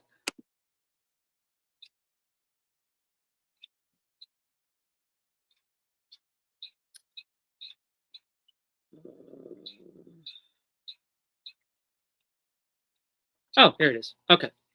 Um. Okay, I can talk about that first. So since we were kind of in the realm of saltwater, for any of you who keep coral, there's a new food that is now available. It's not new, but it's new to Atlantic Aquariums that is available. Sure, dang it. There we go. So we now carry the Benapet's Benareef probiotic coral food. It's a powdered coral food that you mix in with water. You let it let it soak in that, and then you can broadcast feed or target feed. Great for your LPS and SPS corals, any corals basically. Heard good things about it. I'm currently reaching out to a few acquaintances and friends who also keep corals and have tried it to get their points on it as well. But it is available. And then another thing. So there's three things actually. The second thing is this right here. which is the ICP uh, uh, mass spec testing. So there's two versions. There's freshwater, saltwater. It comes with a return label. Okay, so this is smart. Okay, so the shipping package to ship your samples back is the actual package, is this package right here. So if you look at the back, you see that right there. You see that right there? That's where you put the return label on. And then I think the top is resealable, maybe. And you just put that in there. You put the return label on that, and you just send it back, which I thought was genius. I don't know why I was geeking out on that. But yeah, there's two versions. There's the freshwater, saltwater. Package label comes over 50 plus elements are tested. I think on the back you can actually kind of see. So if I put up the freshwater version, so those are all the elements that they test. And the reason, because this is a little bit better than the ATI testing, which is for saltwater only, is they actually use mass spec testing, which the other guys don't apparently use that. And mass spec is more precise and more in depth. And so you would basically send your samples, and then there's actually a app that you can download, or you can do it through the website, but they promote the app. There's an iOS app and an Android app. If I click iOS, what will it do? Will you be able to see it? No, you will not. Let me. Oh, you're not supposed to see me. You're supposed to see the other thing. So if you're iOS,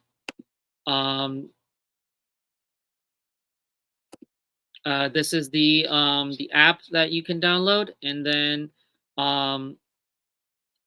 you would create an account basically, and then when they test the water, then you can actually log into your account, and it will notify when the results come in, and then you can see what elements were detected, what levels they were detected at, and then if you're deficient of a certain element that you would need, this is more in tune with freshwater, or excuse me, saltwater. You can then get the exact element, liquid element, to then dose in your tank to kind of bring those elements back up. So it's really cool thing. Or if there's something going on in the water that you're not sure what's going on, if there's copper, or even sometimes I think it can even test cyanide maybe. You might even find cyanide in it. And although this is for like aquarium water, the company itself also offers especially the freshwater ICP test for your drinking water, your tap water, things like that. So you can easily tell what's in your tap water. So it's really cool. I discovered these guys in at Reefapalooza actually, and I was pretty impressed. And then I got it for myself and was pretty impressed by it. So decided to become a retailer of it.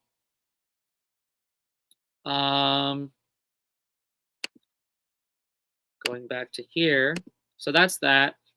It's available. If you guys are interested in it, feel free to get one. And then if we move to, there's the TDS mean monitor, which according to Steven is still working great, which is great. By the way, if any of you guys use any canister filters or any filters with hosing, this is actually great for cleaning your hoses as well. Just a little shout out there. And then if we go to hardscape and aquascaping supplies, still working on it, but starting to really get in some of the WEO products, the WEO hardscape stuff. Where is it? There it is. So I've got some of the sand substrates in here. One of these sand substrates I'm going to be using for some upcoming projects for freshwater, but I'm pretty excited that I'm able to get in WEO stuff. So it's really cool. I'm excited to play with it myself. But that's my little shout out with Atlantic Aquarium stuff. Uh, Thank you, Zen, for sharing the. Thank you for sharing the link. So there's Atkins. Hey, Ian. I haven't seen you in a while, buddy. I started getting sad. I miss you. Um, Nathan says, "All right, next door, another pet store." Nathan, out of curiosity, why are you going to all these stores? Is it part of a job that you do, or are you just visiting? I'm curious. But yes, Ian, where have you been, my dude? I have not seen you in a while, especially actually since me and you did a live stream. I haven't heard from you, but you're at a frag swap, which is cool. What frag swap are you at? Also, Ian, if you're interested, you probably heard of it. Benepet's Benereef probiotic food. I have it now. So I don't know if you've ever tried it or not, but if you're interested in it or curious, I'm even willing to send you some just to try it out. But it's there. But yeah, happy to see you, man. I can't hear anything. Oh well. Let me type it.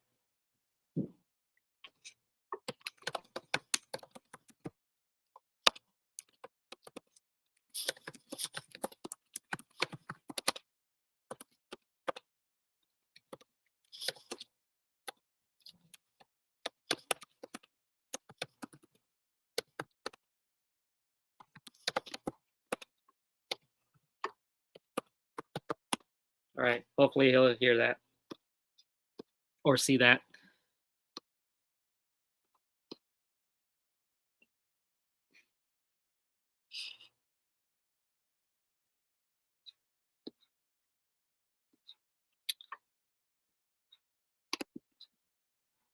Ian, Coro, and AG Zen. Oh, is Coro with you too?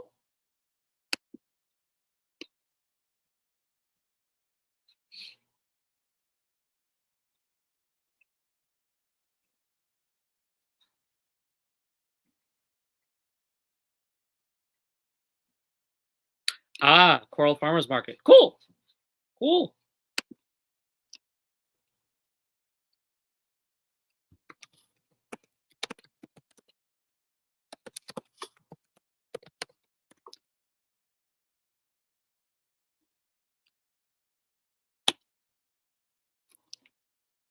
Cool. Well, I'm glad to see you, man. All right. So cool. So we're at the hour and a half mark. Got 12 people watching, which is great. I appreciate it.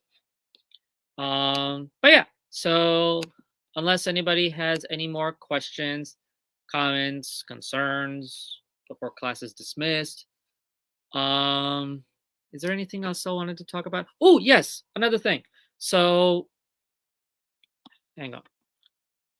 Going back to Atlantic Aquariums.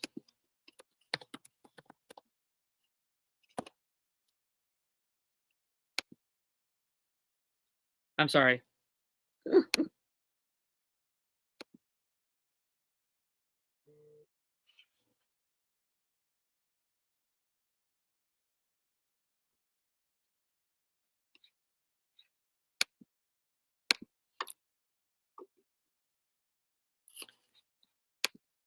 Okay.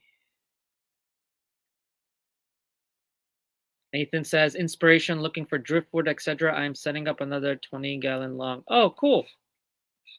And yeah, Zen's asking, do you not have a local fish store?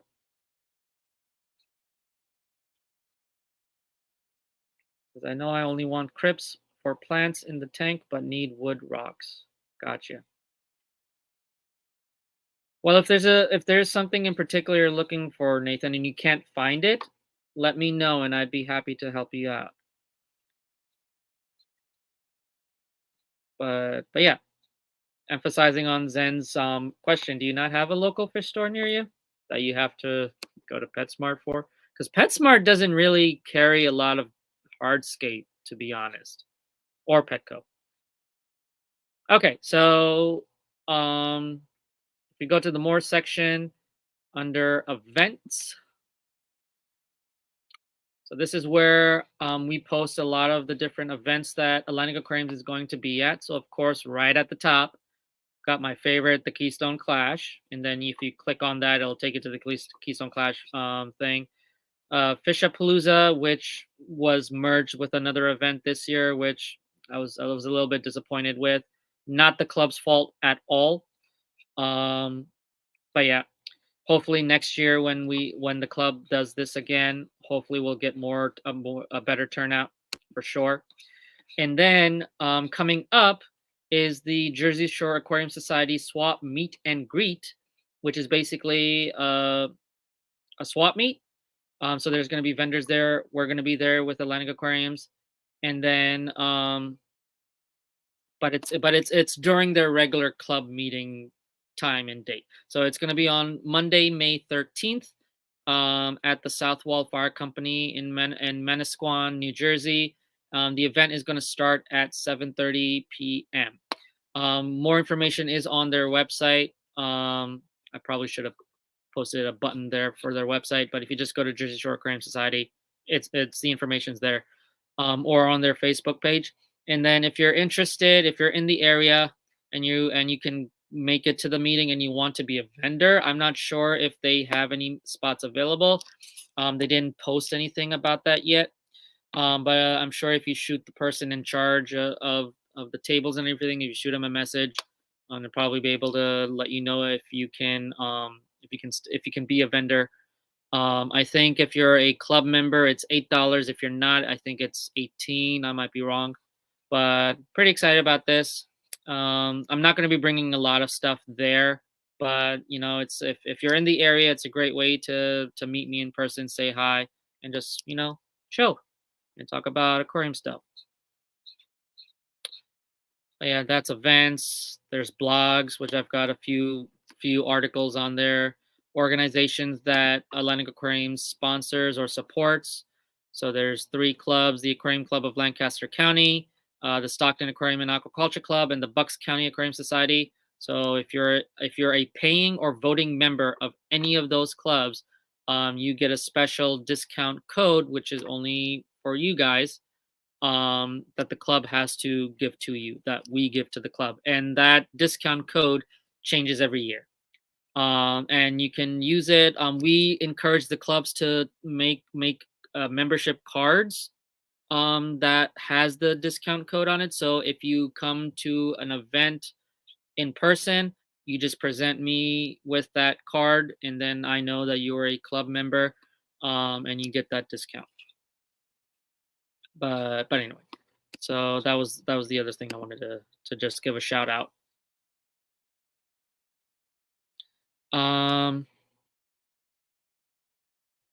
Atkins says a brown leather and macroalgae, blue hypnea, and codium. Oh, cool!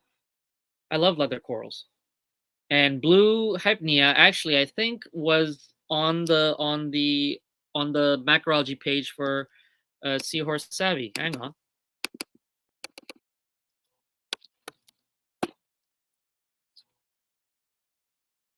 Yeah, right there. Hang on. Share, present, and I have to grab my laptop charger because it's gonna die soon. So that's the macroalgae, blue hypnea macroalgae, very similar to Chaetomorpha, kind of, but it's blue, and it's very expensive, $22.99, and it's a 1.5 to 2 plus inch portion. Interesting. Ian, if you still can hear me, hopefully when you watch the replay, let me know how this does for you. I'm interested.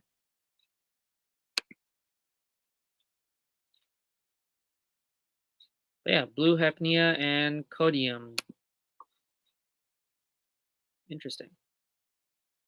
And then you've got brown leather coral, which I guess I can show you guys what that is. Leather corals are definitely a beginner-friendly coral.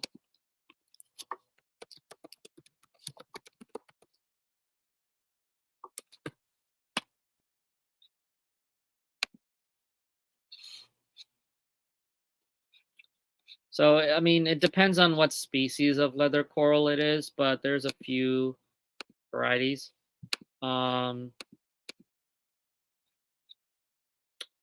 So yeah, these are actually my favorite. One of my favorite toadstools. So toadstools and Kenya trees are one of my favorite leather corals. This is actually a coral I'm definitely going to get when I set up my reef tank. And then obviously you've got your Kenya tree leathers, which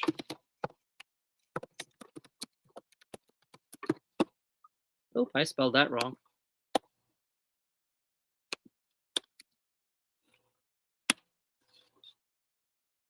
So it's this one, this guy right here. And lo and behold, it's at Petco. But yeah, that's also one of my favorite corals.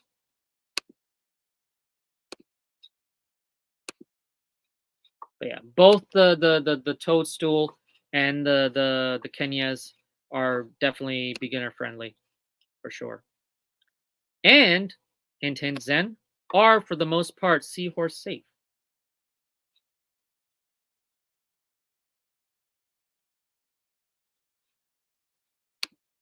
So Nathan says, no, we don't have any local fish stores in my area. I have to drive 45 minutes to an hour north. Yikes. More or less looking at fish to get some ideas on what I want to put in the tank once set up, but also looking at the spiderwood and comparing prices. Cool, cool, cool. Ah, weeping willow. Nice.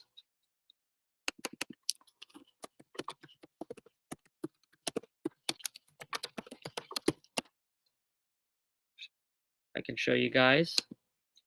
So it's literally what the name suggests. It's like a weeping willow tree.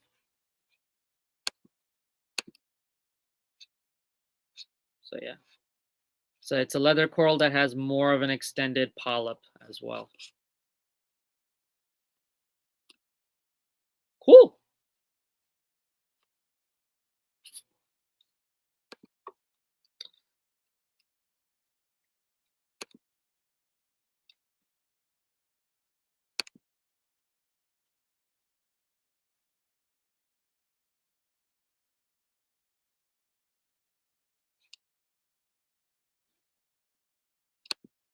Homer says, so Australian? Most likely, unless if it was aquacultured.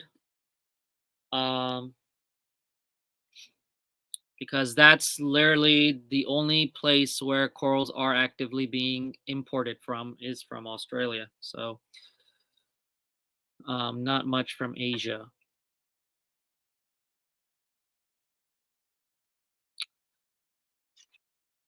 Zen says, Nathan, have you considered a rock yard for the rocks? They'll even let you pick out smaller batches at ours as long as 10 pounds or more, which is pretty easy to hit with rocks.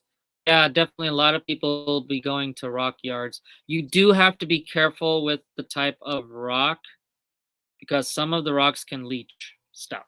So just a little bit careful. But most of the times the rocks that we use in the hobby you can find at a rock yard. So definitely for sure. Ah, Indo-Pacific, Indonesia. And he got it for $10. That's a steal. How big of a frag is it? I'm assuming it's a frag.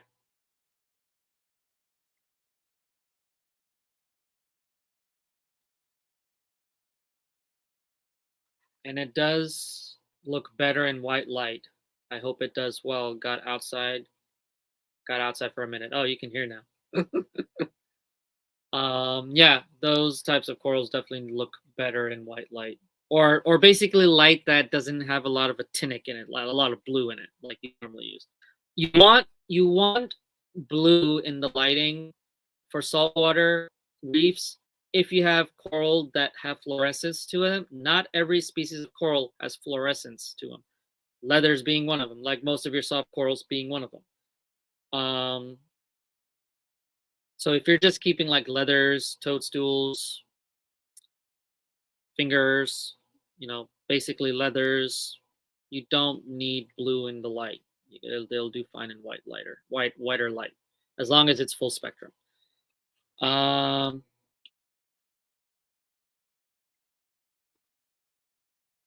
oh, they closed. That sucks.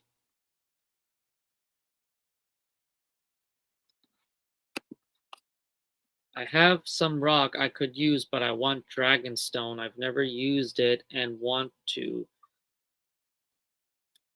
Nathan, if you have a Petco near you,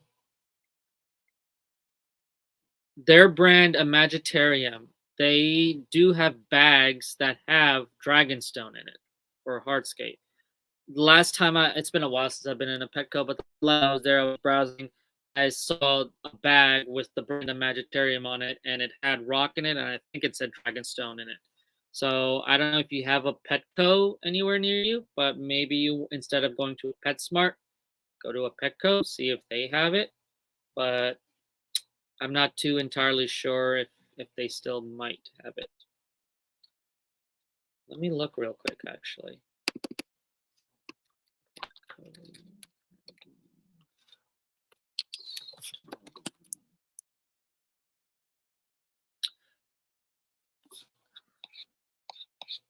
I take that back. It's not a Magitarium. It's Lifeguard Aquatics. Actually, no. It's both. So Lifeguard Aquatics, they have Dragonstone, and then Petco Imagitarium has Dragonstone as well. So yeah, Nathan, if you're looking for Dragonstone, if you have a Petco near you, you might get lucky.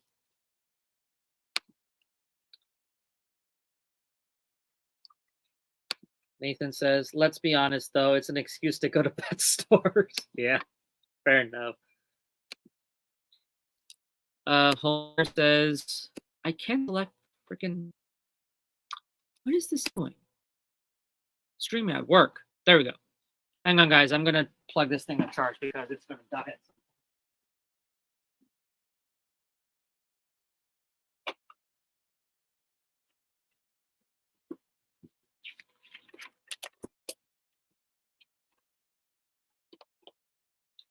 There we go. So, should be better now. Okay. So Homer says, I love my Trichophilia. The new color I got, it's amazing. Red and greenish yellow. Ooh, nice. Yeah, usually with Trichophilia, you get a lot of interesting coloration. Homer, you remind me because I remember last time when you were asking about Favadidia or the Favias, the brain corals and things like that. Last night, no, on Friday when I was picking up my brother from his dorm and driving him back home, the entire time I was watching Tile Gardens. I was rewatching the Tile Gardens coral spotlights just to refresh my memory. And I thought of you. Hey, it's JT Fish Keeping. Welcome. Happy to see you, buddy. Hope all is well.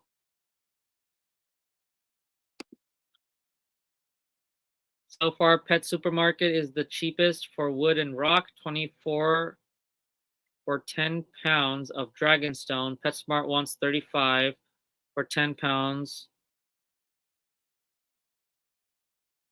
Also, a piece of Mapani at Pet Supermarket is 15 and almost 30 at PetSmart for some sizes. Yeah, wood's expensive, no matter where you get it from, or rock.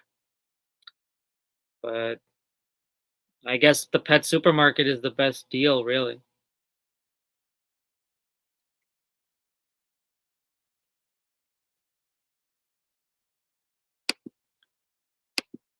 Depends when you get neon leathers. They are amazing, but pricey. Yeah, for sure.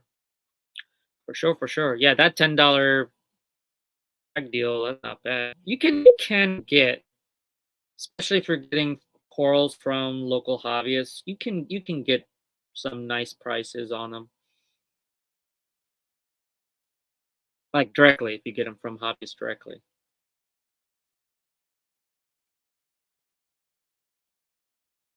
Nathan says, I see he's a quarter Rico behind. Nah, nah, nah, nah. I'll never be a Rico behind. I try to make sure I'm up to speed with my chats. But I'm getting there. Shout out to Rico. Homer says, I watched them also the last few weeks. Yeah, let's go. Team fan. Fishippy 39, welcome. The two biggest pieces of wood I have came from the wild, so I need to just get out into the woods again and look around. Yeah, be careful if you go some places where there's runoff or pesticides or things like that. You can be careful when you get stuff from the wild. I'm very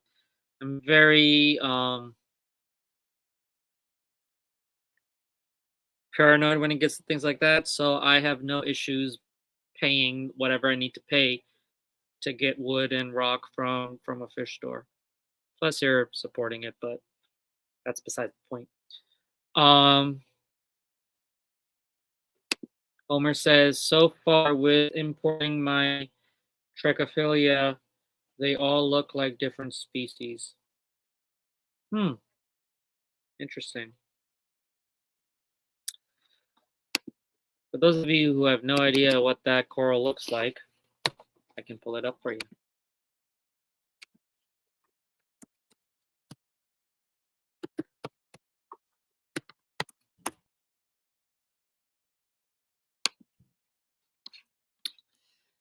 Be prepared to be amazed at the kaleidoscope of colors, ladies and gentlemen. So that is Trichophilia or whatever you want to call it.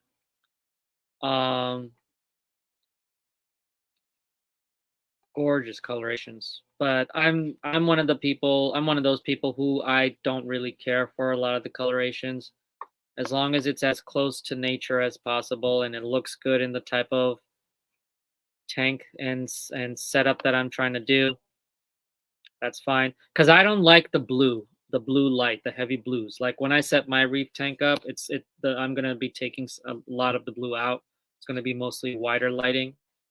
But yeah, I mean, you look at this. This is probably, I mean, not too sure if it's under blue light or not, but still gorgeous coloration. And it's interesting because we're looking at pictures, and there's actually a video by Tidal Gardens by Than where he's interviewing for his podcast. He's interviewing his one of the people that works at Tidal Gardens who's in charge of taking pictures and videos of the corals and everything, and they're talking about how to get the best pictures. And all of these pictures you're seeing here have been edited some way or another. So the coral in real life probably wouldn't look as good as it's looking right now. Either color enhancements or whatever the case might be. But it's definitely an interesting video, even if you're not interested in coral but still want to learn about taking photography of aquatic environments. It's definitely a cool thing to look into.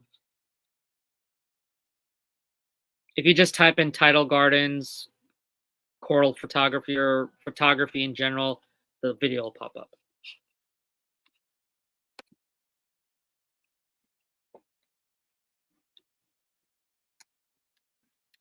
Homer says one looks like a big candy cane coral. Yeah.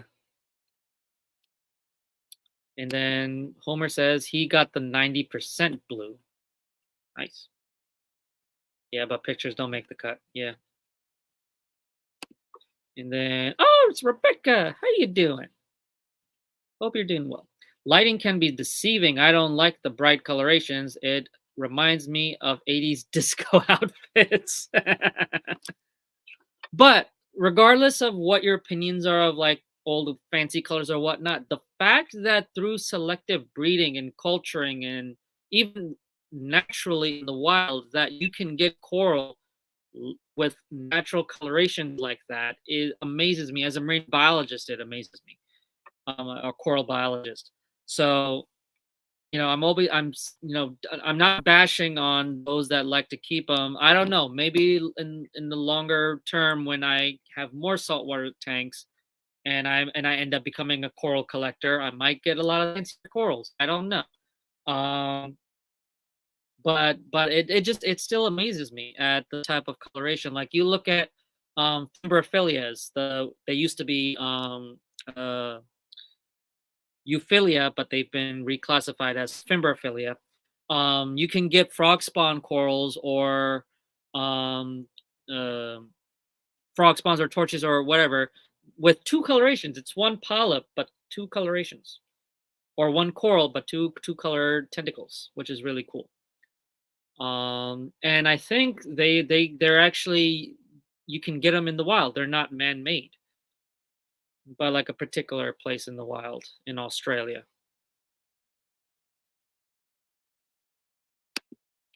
Cultured and crafted corals are amazing. I mean, hey man, a lot of these corals really do look beautiful, but um, it's just not my thing right now.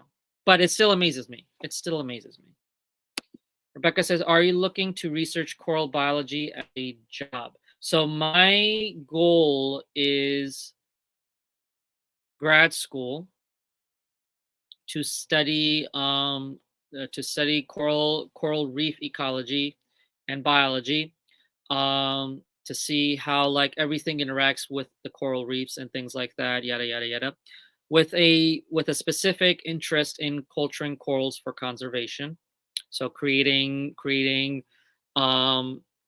creating affordable procedures and techniques and setups to aquaculture corals so that anybody in the tropic coastal regions communities can set it up for themselves if they want to help in culturing corals, um,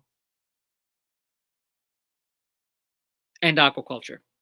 Um, so that's my job, is to do research. Obviously, I want to be a research biologist, but then also at some point in life, um, God willing, to do my PhD and become an actual professor, basically, so that I can finally officially earn the title of professor.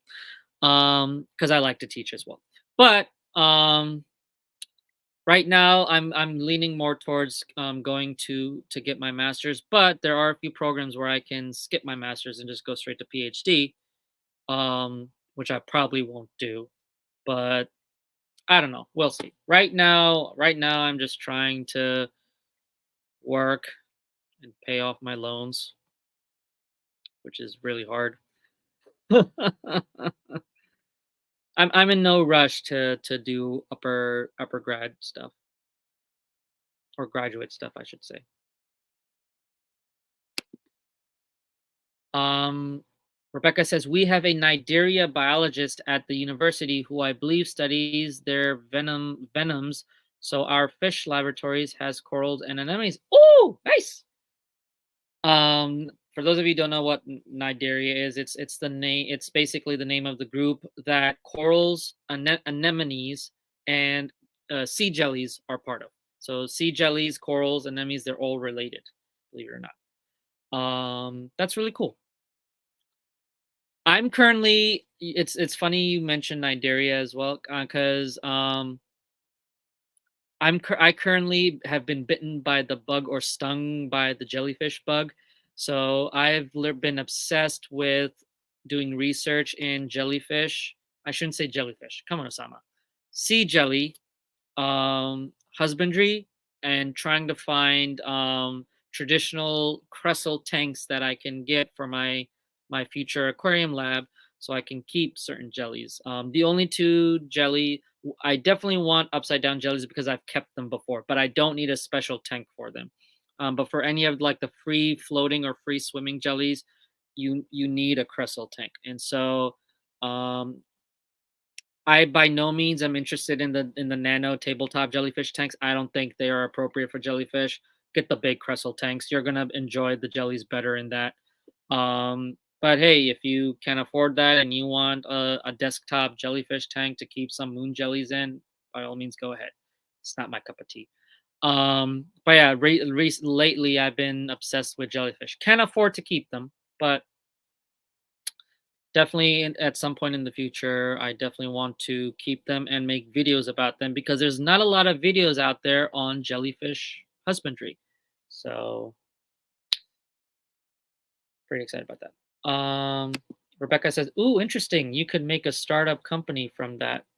Yeah, I can.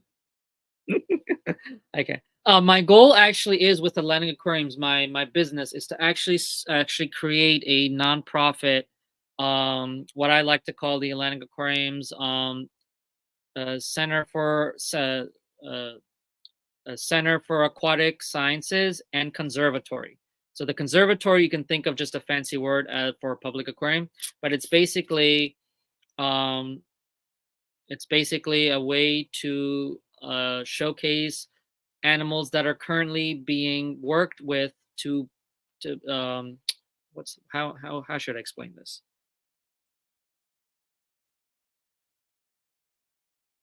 Basically, the Aquatic Research Center is growing aquaculture and coral to be replanted back into the wild, right? And so in the conservatory, we would have an exhibit dedicated to that to showcase that. Like these are literally corals that mankind has grown that are going to be sent back out into the wild.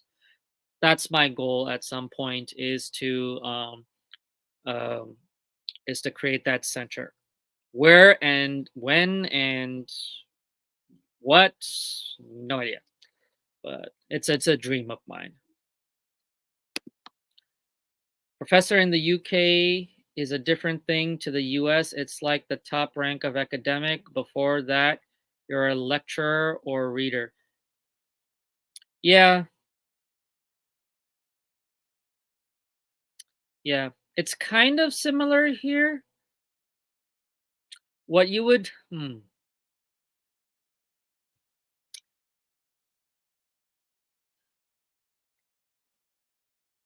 so basically, and you can correct me if I'm wrong, but at least in the US, from my understanding, if you have a PhD, you can teach in a 4-year university, college, university, whatever. If you have a master's, you wouldn't be able to teach in university or college 4-year, but you can at a community college level, like the 2-year community colleges or whatever the case might be, where you're getting your associates. You can teach there. They're still professors, but in terms of the degree that's behind them is it's different from my understanding from what I learned. Could be different. I could be wrong. I don't know. But yeah. Like I said, I definitely recommend a master's. Lets you know if a PhD is for you, but also teaches you the skills to do a PhD, particularly coding. And yeah.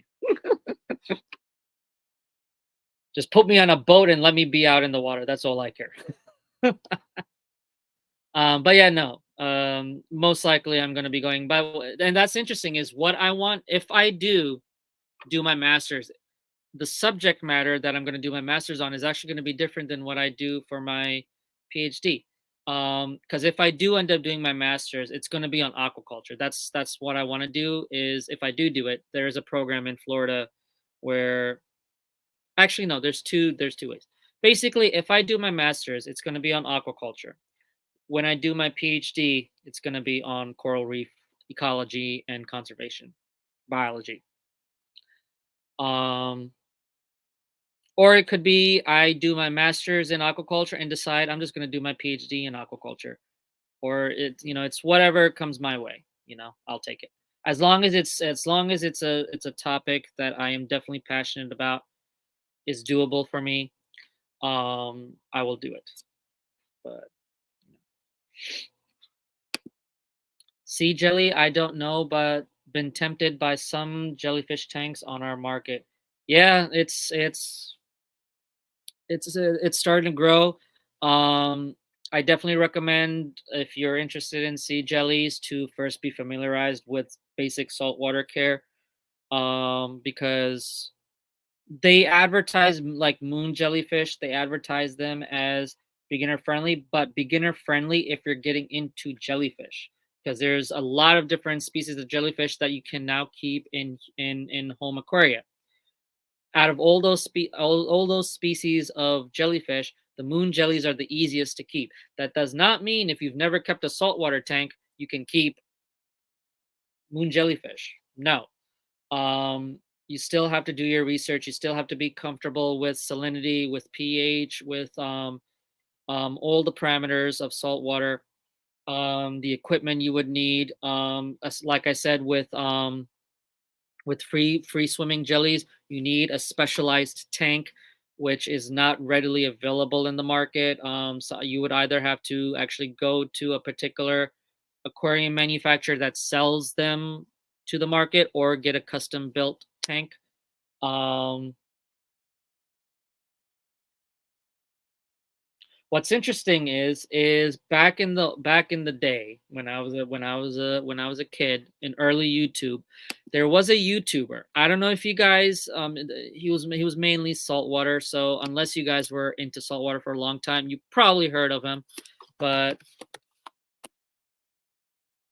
his name was the LA Fish Guy. So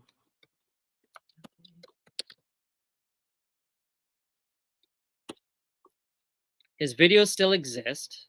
Here he is.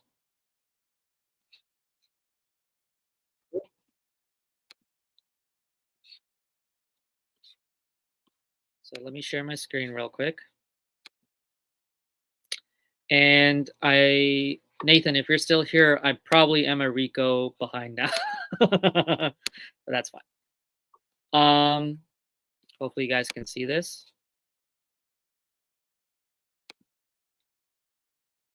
Let me move that to the side. So yeah, LA Fish Guy. This guy at the time, back in the day, was a pioneer for home jellyfish aquariums, and he created a company called the what was it called? The Jelly Aquarium or something like that. There is a website. Hang on.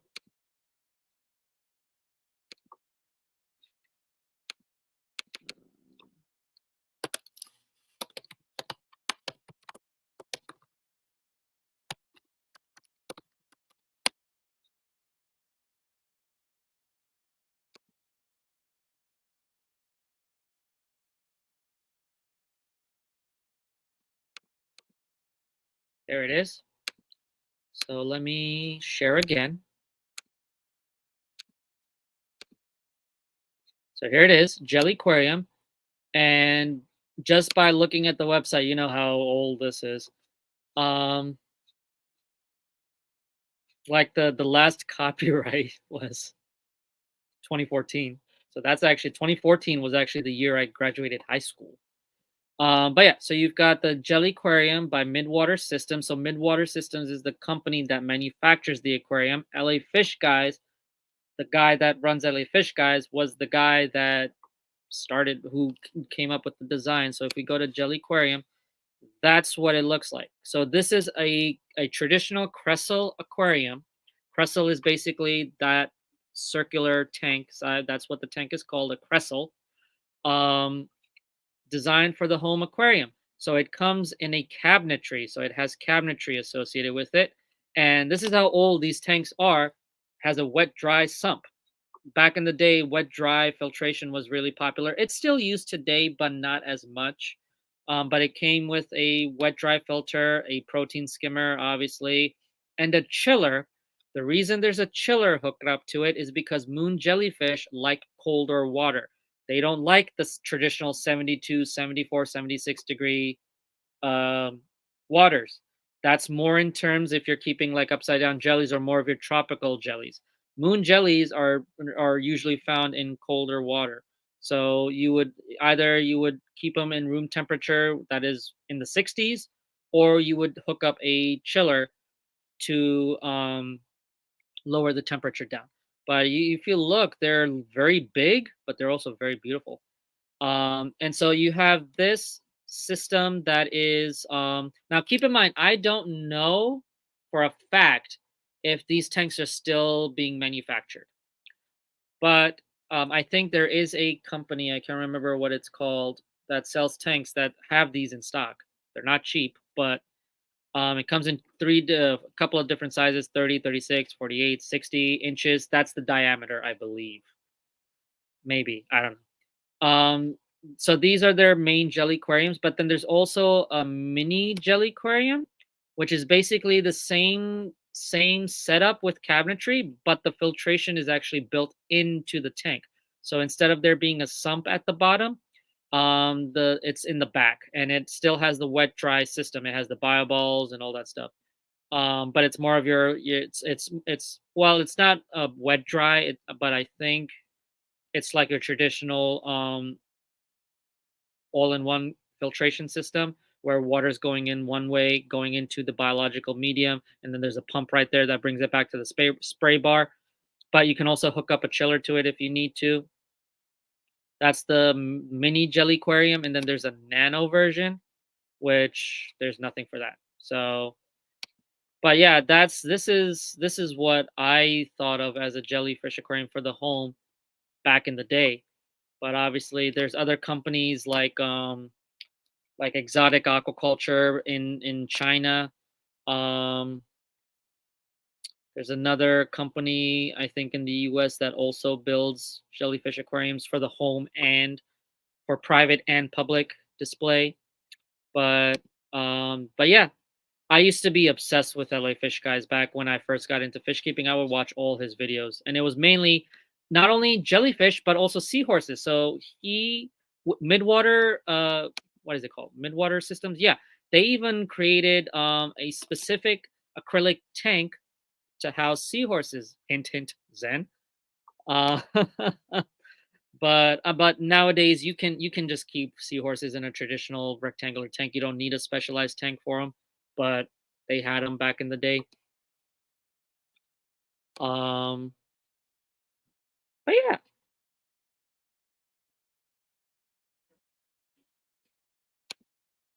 why is shipping so expensive? I could send you a used jellyfish tank. Yeah, as long as it's still clean, like really clean, I will take it. I have a thing where like if a tank has never been cleaned and it's sold, I'm like, why? It's just more work for me. But yeah, I mean, yeah, shipping is very expensive, especially for something like that. Not sure many fish keepers keep them, or the marine hobby isn't as much on YouTube. Um, it is. The marine hobby is pretty active in YouTube. It's just jellyfish in general. I mean, usually a lot of the videos I've seen about people keeping jellyfish is them keeping those desktop tanks like from jellyfish art or things like that, and that's pretty much it. But like, you know, I want to create videos going really in depth on husbandry and also showcasing different types of jellyfish, different types of systems, things like that. But anyway, um,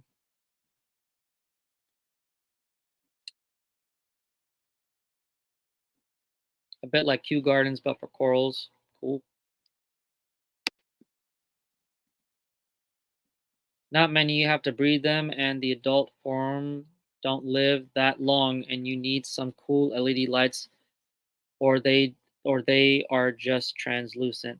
Yeah, yeah. I mean, kinda. It depends on because certain jellyfish are more translucent than others. So, yeah, they don't have a long lifespan. However, a lot of jellyfish are now becoming very easy to aquaculture. So, they are easier to breed, which alleviates the need to collect them from the wild. But there are still some species of jellies that still have to be collected from the wild, so they're not readily available. Um, there are certain species that I would not recommend keeping in home aquaria that are only good for public aquaria, but there are a few species that are good. Moon jellies are one of them. Upside down jellies are another. Um, sea nettles. If you get the large crystal tanks, you can keep sea nettles. But yeah,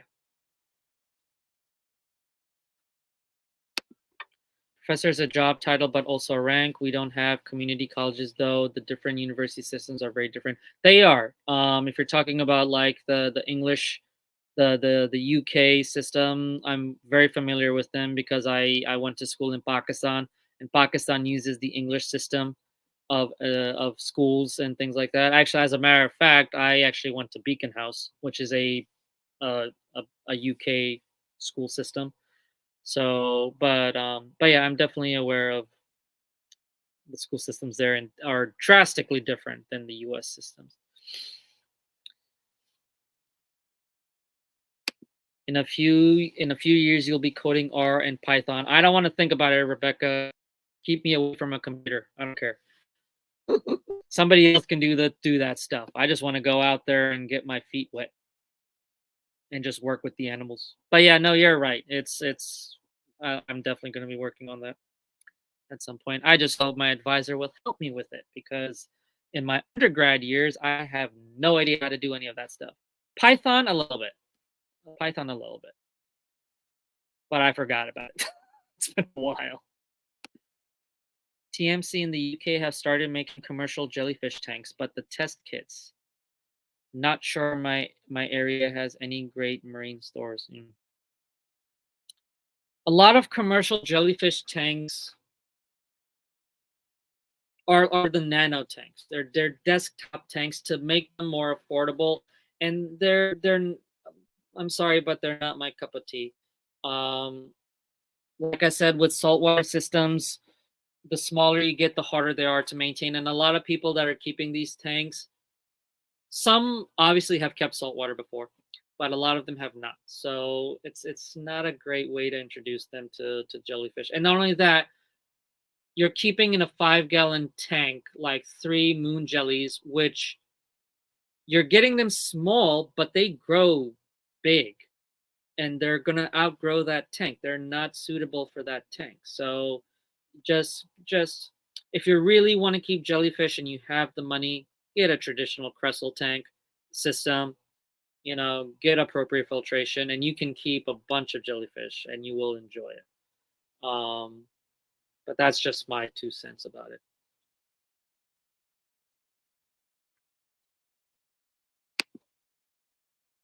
Been in the fish keeping a while, but not watched much marine. Generally, I only listen to Reef Dorks live stream. Yeah, I've been. I keep up with a lot of saltwater and freshwater stuff. I mean, you think, and there's a lot of hobbyists, a lot of YouTubers who keep both. MD Fish Tanks is now a saltwater keeper as well. He has a saltwater tank. um, Inappropriate Reefer has freshwater. I think he has axolotls. He keeps axolotls, and other freshwater fish as well. So there's a lot of bridging between the two, which I'm very happy to see. That's saltwater people are getting into freshwater, and freshwater are being kept into saltwater, because freshwater has their own community, saltwater has their own community. We're all aquarium keepers. Okay, so that's why I love when I meet people who keep both. TMC also got some nice LED lights. I've heard of TMC, but I'm not too familiar with them.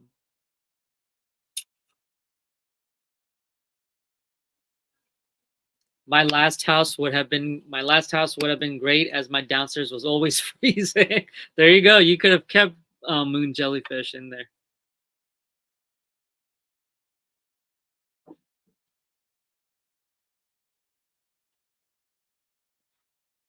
Yeah. I still think those tanks look cool. If I'm able to find that tank, I would actually get it. Um like I would still want a Cressel tank with cabinetry around it. I think they look absolutely gorgeous. I if you guys remember back in the day, there was a lot of cabinetry with your tank, right? You would get the stand, the tank, and you would get a canopy made out of wood or whatever the case, and you can open it and things like that. I love that style. With the larger tanks, I absolutely love it. I wish they brought them back, and I think you can still get those types of cabinetry. Um, I don't know if you guys remember there was Marineland came out with the Marine series. So if you've ever seen, they still make the tanks, the corner flow tanks. But it was part of the Marine series. So they had the tank with beautiful cabinetry, canopy cabinets, and really nice. They had a particular skimmer associated with it, a sump, everything like that. But they discontinued it. And I remember always watching the videos about the Marine series, thinking that one day when I get older, I'll be able to afford to get the tanks, to get the whole system. But unfortunately, they've discontinued it. But they still make the corner flow tanks. So I might just get that one day. Um, I wanted seahorses as a kid. Now, not as fussed. I do want a flamboyant cuttlefish. Flamboyants are also in my on my list of animals I want to keep in the future. Monterey Bay Aquarium did posted a really cool video about how they take care of them, and that's how I learned a little bit about them. Cuttlefish don't have a good lifespan. They don't have a long lifespan, not a good lifespan. They don't have a long lifespan. So what a lot of public aquariums have done is they reduce the temperature of the tanks of the exhibits to the lowest level that they are comfortable in, that they're comfortable in. And what that does is it reduces their metabolism, their metabolic rate, things like that. It reduces the aging process, kind of, and so they live a little bit longer. And not only that, a lot of public aquaria, especially Monterey Bay, have created procedures to breed cuttlefish in human care. So so they have a good supply of cuttlefish. They don't have to go out into the wild to get them, so they can always replenish their exhibits if they need to. But flamboyant cuttlefish are absolutely adorable. They are expert only. Don't they're expert only. As a matter of fact, if you are reluctant to have a local fish store order it in for you, there will never be a guarantee for them. You pay them, they are expensive. I've seen flamboyants go up to about a couple of $100, and they, in red lettering, they say we will not guarantee live arrival for these fish, because in transport they can stress if they ink in their bag, they're gone. um, like 90% they're gone. um, so there you will there they don't there's no guarantee of live arrival for them, and they are expert only. They are very picky eaters. You literally have to feed them live shrimp, sand shrimp, whatever the case might be, that are gut loaded with the nutrients, and that's the only thing they will eat. They will not eat anything else. Um, uh, yeah, so they're beautiful. They definitely can be kept in home aquaria, but they are expert only. Cleaning marine tanks is the worst job you can ever do. That's only, Rebecca, that's when you cleaning the skimmer. But that's the thing. If the skimmer, when you clean out the collection cup on a protein skimmer, the skim mate is what we call it. If it smells to the point you're gonna throw up, it's doing its job. If it doesn't really smell as much, it's not doing its job, because the protein skimmer is sucking up all those dissolved organics in the water, the fish poop, the ammoniums, all that stuff, the dissolved organics basically. It's taking it out of the water, so obviously it's going to stink. Um, but that is a good point. Saltwater tank smells are very different and more potent than freshwater. I've come to learn. So yeah, exactly. Homer's like, I love to clean my skimmer. I once dropped a skimmer on my head. Oh, one store I worked at had gigantic skimmers that were taller than me. Yep. I've had it. When I was volunteering at the aquarium I work at now, in the husbandry department, um, I had to clean one of the skimmers for the stingray exhibit, and that skimmer was taller than me to the point where I had to go up a ladder and unscrew the cap and then use a wipe. If you've seen King of DIY Joey Mullins videos of how he cleans his 2,000-gallon tank. He uses like a mop thing with a replaceable head on the mop. That's what I had to use to scrape through the sides of the tank, and then use a hose, a sprayer, garden spray hose to spray it down. And the smell I would get from that, it was very hard for me to do. It was the worst thing I ever had to do. Um, yeah, cleaning the skimmer is the worst thing I need to do, but it has to be done.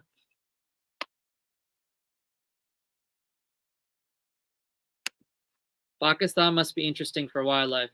Yeah, um, they've been getting better at it with conservation and things like that. But the northern areas of Pakistan, beautiful.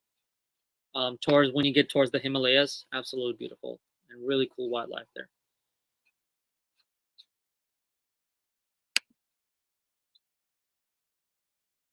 Some supervisors will help you, some won't. That's what I'm hoping for. Is I have a supervisor who obviously I will do the work, but will be there to help me if I ever struggle. That's my hope. But you never know. A lot of saltwater people have started with freshwater. Absolutely. Tropical Marine Center, a British brand. Yeah.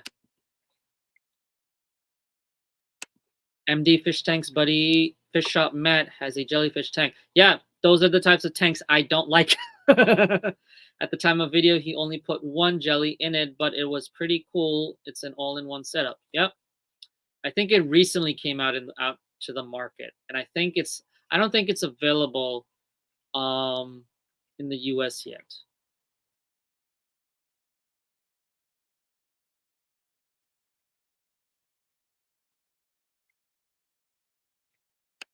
I don't like the large hood. Simple is great. In the UK, Maidenhead Aquatics sells traditional tanks, real oak.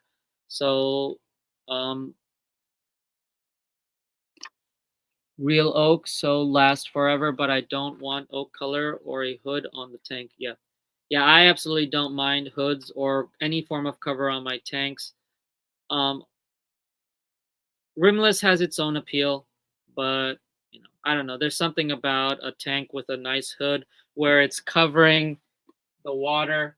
So all you're seeing is just basically a window to an underwater world. It's like MD Fish Tanks is 8-foot tank. It has a hood on it, and so it looks absolutely gorgeous. So yeah, but yeah, everybody has their own tastes, obviously, but I'm one of the people who absolutely love that style. I don't spend money on my freshwater tanks, but on my coral tanks, well, of course, saltwater is both of them are pricey in their own point set, but yeah, saltwater is definitely expensive for sure.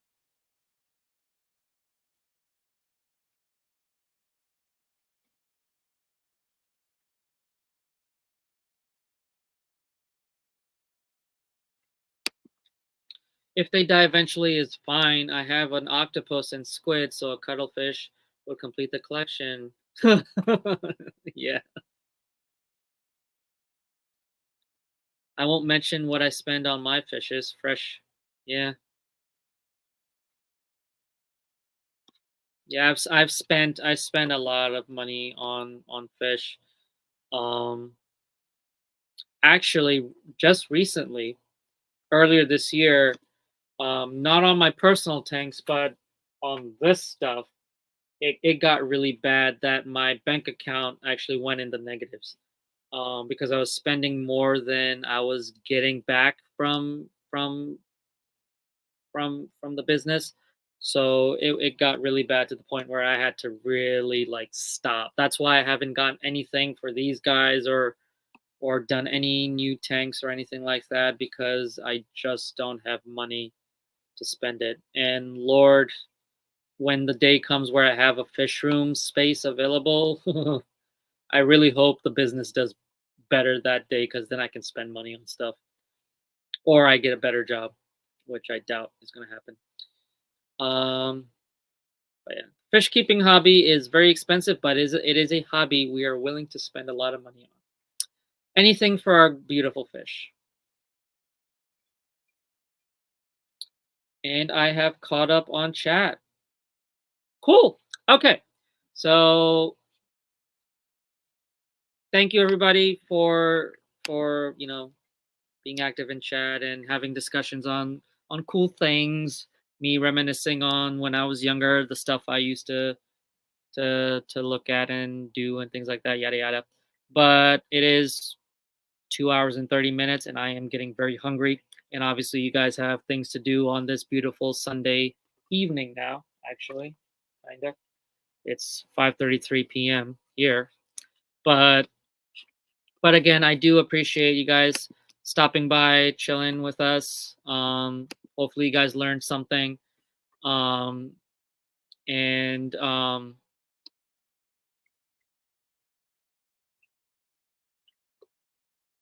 lost my train of thought.